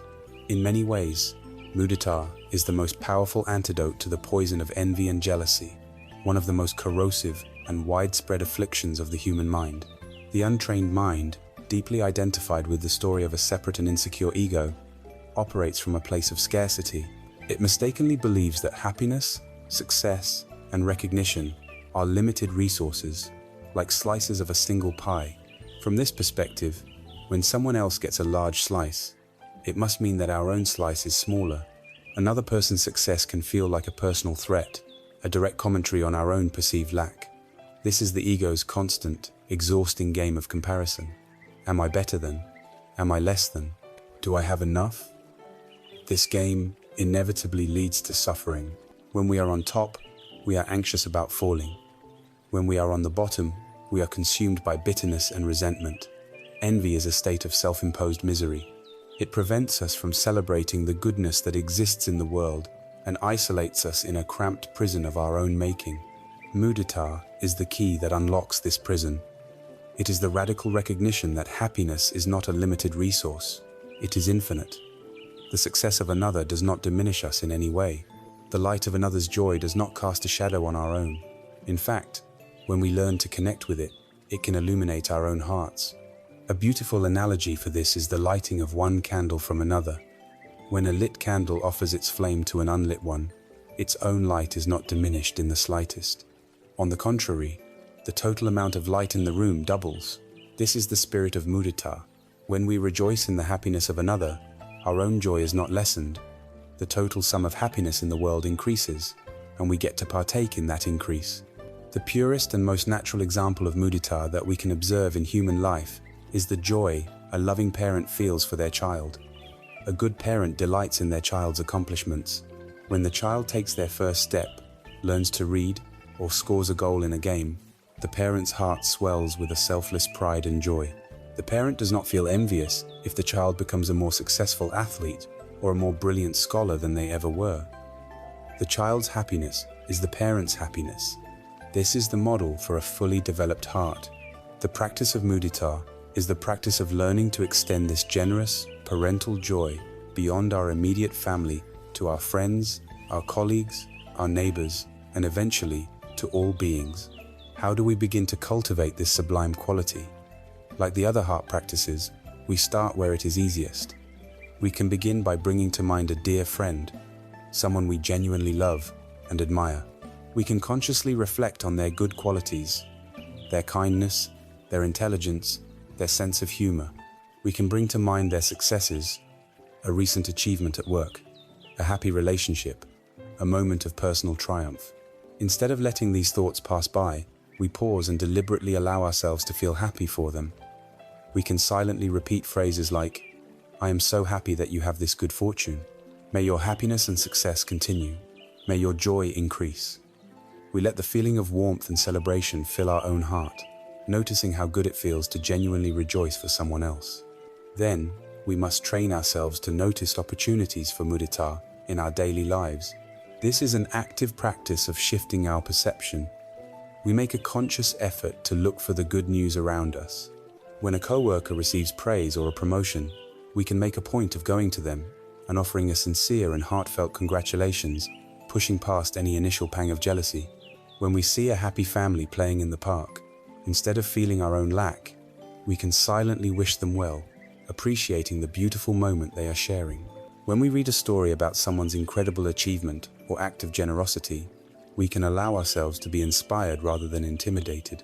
We are training the mind to see the world not as a competition, but as a vast field of shared experience, filled with countless moments of joy that we are invited to celebrate. The advanced practice, of course, is to try and extend mudita to a difficult person or even a rival.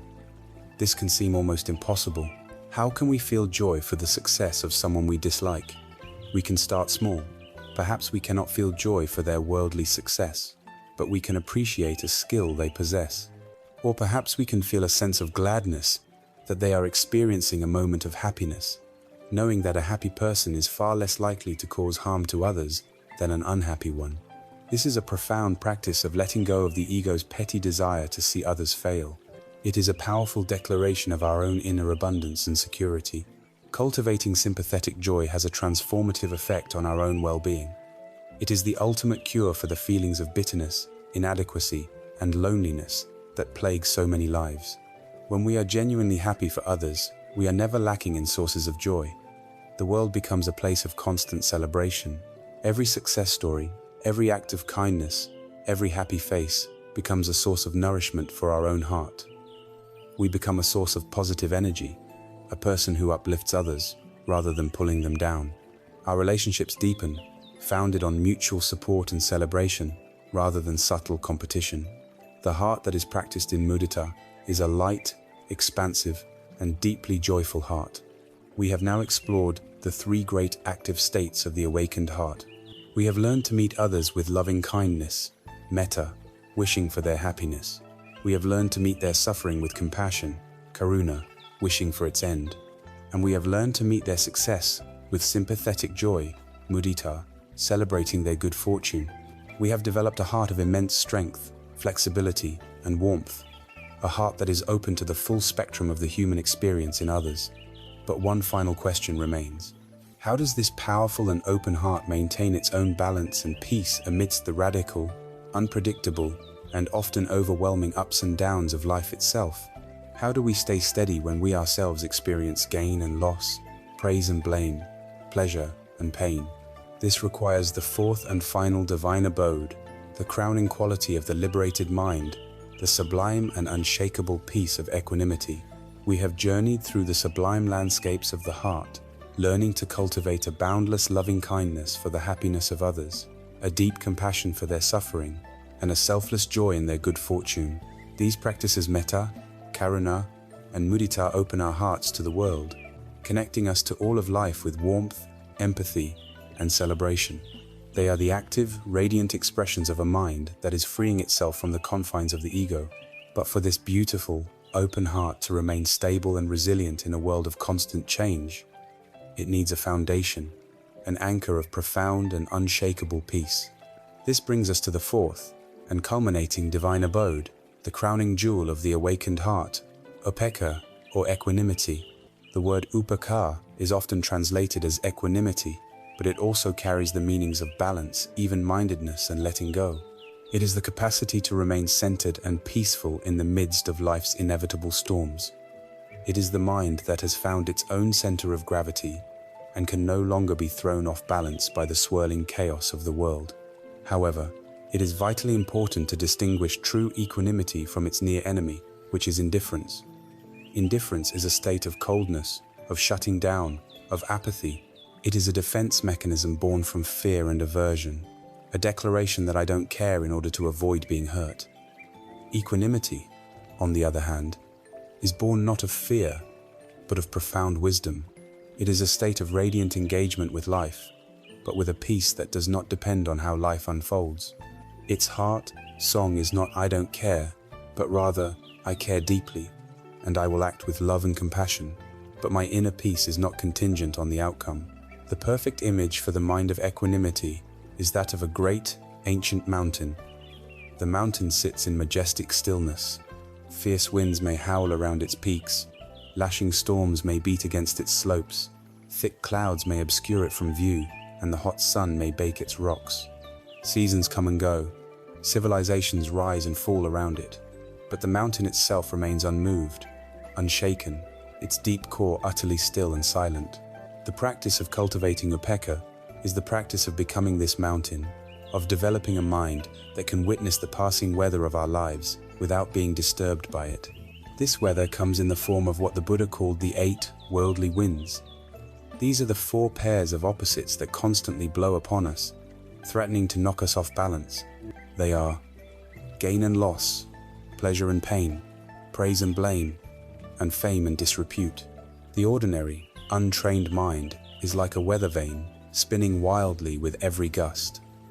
The mind of equanimity is like the mountain, allowing the winds to blow past without being moved. Let us look at these winds. First, there is gain and loss. Our lives are a constant series of gains and losses. We gain possessions, money, relationships, health, and youth. Then, inevitably, we lose them. The untrained mind clings desperately to its gains. When we get a new car or a promotion, we feel a surge of elation, an inflation of the ego. Our happiness becomes dependent on this gain. And so, when the inevitable loss occurs, the car is wrecked, the job is lost, a relationship ends, are plunged into despair and grief. We suffer intensely because we have attached our well-being to something that is inherently impermanent. The equanimous mind, deeply grounded in the wisdom of anicca, understands this from the outset. It knows that all gains are temporary loans from the universe.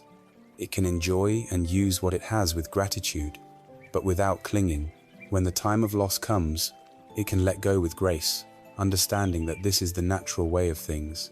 There is still sadness, but it is a clean sadness, free from the secondary suffering of resistance and despair. Next, there is the wind of pleasure and pain. As we've seen, our entire existence is a stream of pleasant, unpleasant, and neutral feelings.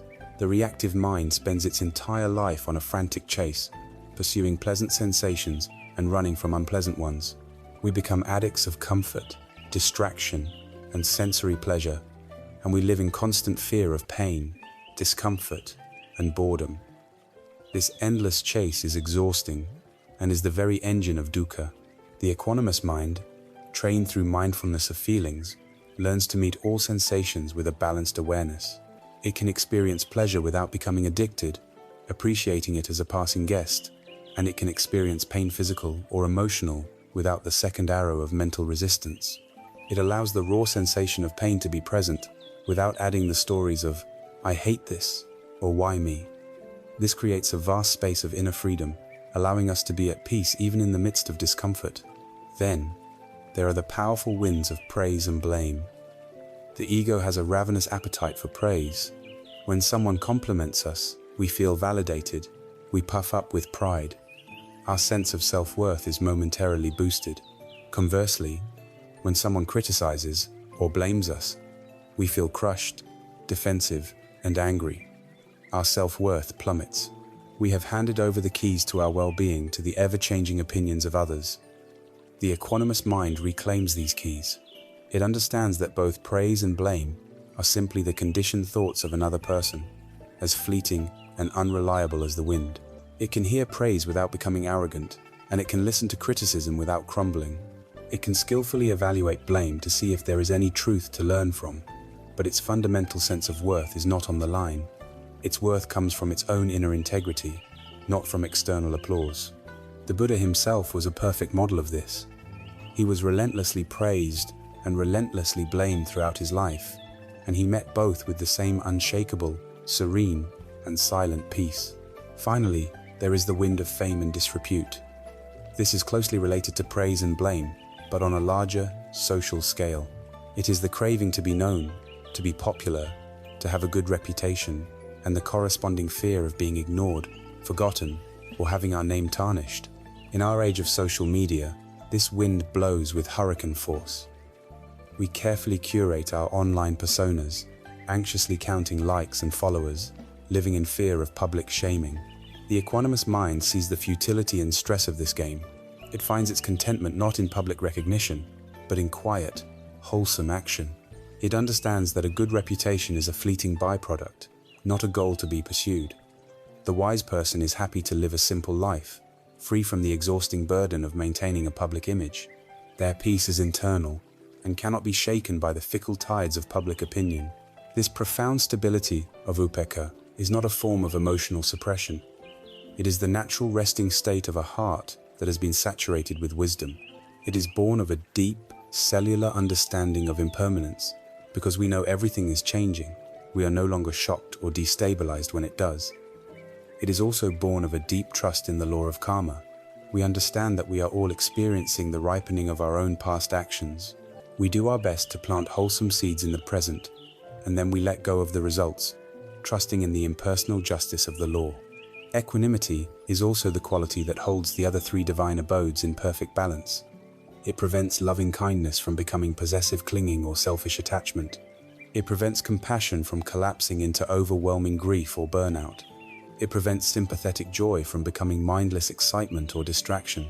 Equanimity is the vast, spacious, and steady container that allows the warm, active emotions of love, compassion, and joy to arise and express themselves without causing us to lose our center. It is the wisdom that guides the heart's energy. When we have cultivated these four sublime states, culminating in the unshakable peace of equanimity, we have developed a heart that is truly free. We have become the mountain. We are open to the world, engaged with it, and yet our core is untouched by its ever-changing weather. We have the tools to meet any situation with grace, wisdom, and a balanced heart. This profound state of being is the culmination of our practice, but it is also a pointer toward the ultimate activity that underpins the entire path, from the very first step to the final liberation. The simple, all-encompassing, and profoundly liberating art of letting go. We have traveled a long and profound path together. We have journeyed from the initial, courageous recognition of our own inner restlessness, through the deep diagnosis of its cause in our clinging mind, and we have followed the great and noble eightfold map that leads to its cessation. We have explored the foundations of ethical living, the focused power of a disciplined mind, and the liberating insights of profound wisdom. Now, as we approach the end of this detailed exploration, we must ask, what is the single, unifying thread that runs through every step of this journey? What is the one essential action that is the key to unlocking every door we have encountered? The answer is simple, yet it contains the whole of the path. It is the profound, challenging, and ultimately liberating art of letting go. Letting go is not a final technique to be learned. It is the very spirit and essence of the path itself, the quiet fragrance that emanates from a mind that is growing in wisdom and a heart that is growing in peace. It is the practical application of everything we have learned. However, like so many profound truths, the idea of letting go is often misunderstood. It is not a call to apathy, resignation, or passive inaction. It is not about giving up on our goals or refusing to engage with the world. In fact, true letting go enables us to act with more power, more clarity, and more freedom than ever before. It is the practice of participating fully in the dance of life without being attached to how the dance turns out. Think of a master archer. Her entire focus, her entire being is poured into the process of her art. She is impeccably mindful of her stance, the feel of the ground beneath her feet. She is fully present with the drawing of the bow, feeling the tension in the string and in her own muscles. Her aim is steady, her breath is calm. With total commitment, she releases the arrow. In that moment of release, her work is done. The arrow flies through the air, subject to the wind and 1,000 other conditions beyond her control. She does not run after it, shouting instructions. She does not agonize over its flight. She has done her part with skill and dedication, and now she lets it go. Her success was not in hitting the bullseye. Her success was in the perfect, mindful execution of the process. This is the art of letting go of outcomes. We act with our whole heart, we offer our best effort, and then we release the results to the great, unfolding mystery of the universe. We must also practice letting go of the past and the future, the two phantom realms where our mind loves to dwell. Letting go of the past is the practice of forgiveness. It is the conscious decision to put down the heavy sacks of our regrets and our resentments. We learn what we can from our past mistakes. We acknowledge the pain that was caused to us, and then we choose to no longer allow these ghosts to haunt the sacred house of our present moment. We let them go. Letting go of the future is the practice of releasing our anxieties and our expectations. We can plan with wisdom, but we learn not to live in the plan. We understand that worry is a form of prayer for what we do not want. By constantly rehearsing future disasters, we suffer them 1,000 times over. By letting go of our need to control what is to come, we find the freedom to meet what actually arrives with an open mind and a flexible heart. Most profoundly of all, we must learn to let go of who we think we are. This is the ultimate letting go, the direct application of the wisdom of no self, or anatta. The heaviest and most precious object we cling to is our own identity. We carry around a story of mere collection of memories, roles, beliefs, and accomplishments that we believe constitutes ourself. We might be clinging to the identity of a successful person, a victim of injustice, a spiritual seeker, a good parent, or a misunderstood artist. We cling to these stories because they give us a sense of solidity and importance. But they are also cages. They limit our potential and burden us with the exhausting task of constantly defending and maintaining a fixed image. Letting go of this rigid identity is the most radical act of freedom. It is the willingness to be undefined, to be a mystery, to be a flowing process rather than a static monument. It is the discovery that when we let go of our small constructed self, we do not fall into a void. We fall into the boundless ocean of life itself. At the very beginning of our exploration of the path, we used the metaphor of a raft. We stood on the shore of suffering, the shore of samsara, and we saw the other shore of peace and liberation, nirvana. The eightfold path was the raft we needed to build for the crossing. We gathered the wood of ethical conduct. We lashed it together with the ropes of mental discipline. We used the map of right view and the engine of right effort. We steered with the rudder of right mindfulness. We have skillfully used this raft to navigate the turbulent waters. Now, imagine we have arrived. Our feet are on the solid ground of the other shore. The great journey across the river is complete.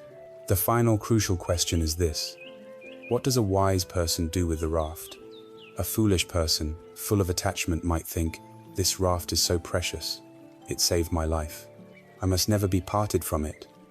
And so, they would hoist the heavy raft onto their back and begin to carry it with them as they explore the new land. They would be burdened, weighed down, and imprisoned by the very instrument that was meant to set them free. The wise person, however, understands the raft's purpose. It was a tool for crossing, not a destination in itself. With a heart full of gratitude, they push the raft back into the water or leave it on the shore for others to use. They turn and walk into the new land, light, unencumbered, and truly free. This is the ultimate teaching on letting go. The path itself, the teachings, the concepts, the meditation techniques, the lists and frameworks is all the raft. It is an exquisitely designed, life-saving tool, but it is still just a tool. It is not to be turned into a new identity, a new dogma, or a new set of beliefs to cling to. The final goal of the practice is to be so profoundly transformed by it that we no longer need it. We learn to see reality so directly that we no longer need the map. We learn to live so skillfully that the rules are written in our heart. Letting go is not an act of losing something, it is an act of gaining everything. When we let go of our desperate grip on things, we are free to truly enjoy them. When we let go of our past, we are free to live in the present. When we let go of who we think we are free to become who we truly are. It is the feeling of putting down a tremendously heavy burden that you did not even realize you were carrying. It is a feeling of lightness, of spaciousness, of an open sky. It is the discovery that the freedom we were seeking was here all along, obscured only by the tight fist of our own clinging. This is the culmination of our journey, the final, graceful release into the boundless peace that has always been our true nature. Our journey together began in a place familiar to so many of us, a feeling of being stuck, overwhelmed by the noise and pressure of the modern world, our inner landscape a reflection of the gridlock traffic outside. We started with the honest recognition of this pervasive unsatisfactoriness, the subtle but constant feeling that something is not quite right. From that courageous starting point, we embarked on a path of discovery. We followed the footsteps of the Buddha, not as a deity to be worshipped, but as a wise and compassionate physician of the human spirit. We learned to diagnose the cause of our disease, seeing that it arose not from the world itself, but from the relentless thirst and clinging of our own minds. We were offered the profound hope that this thirst could be quenched, that a lasting peace was possible. We were then given the map and the tools to realize that peace for ourselves, the great and noble Eightfold Path. We have walked this path together, learning to cultivate a life of harmless integrity, to tame the wild energy of the mind into a focused and powerful instrument, and to illuminate our lives with the liberating wisdom of impermanence and selflessness. We have learned to see that we are the weavers of our own experience, and that our true power lies in the present moment. We have learned to open our hearts with a boundless love, compassion, and joy, and to find the unshakable stillness of equanimity amidst the inevitable storms of life. We have learned, finally, the simple, profound, and all-encompassing art of letting go. The core message of this entire journey is this: peace is not a distant destination you must struggle to reach. It is not something that will be granted to you when you finally have the perfect job, the perfect relationship, or the perfect life. Peace is not the absence of problems. It is the presence of a mind that is no longer at war with reality. It is the deep, quiet stillness that you can learn to access within yourself, right here, right now, no matter your circumstances. The wisdom of this path is not an escape from life. It is a way to engage with life more fully, more deeply, and more beautifully than ever before. It is learning to find the silence inside the noise, the stillness inside the storm. And so we end where we began, but transformed. The tools for this transformation are now in your hands. You do not need to retreat to a monastery or become someone other than who you are. The seed of awakening, the potential for profound peace and unshakable freedom, is not something you need to acquire. It is already within you, a part of your deepest nature, waiting patiently to be discovered and cultivated. The grand journey to the end of suffering does not begin with a momentous leap, but with a single, simple, conscious step. It begins with the intention to be kind. It begins with the choice to let go. It begins with one single, mindful breath.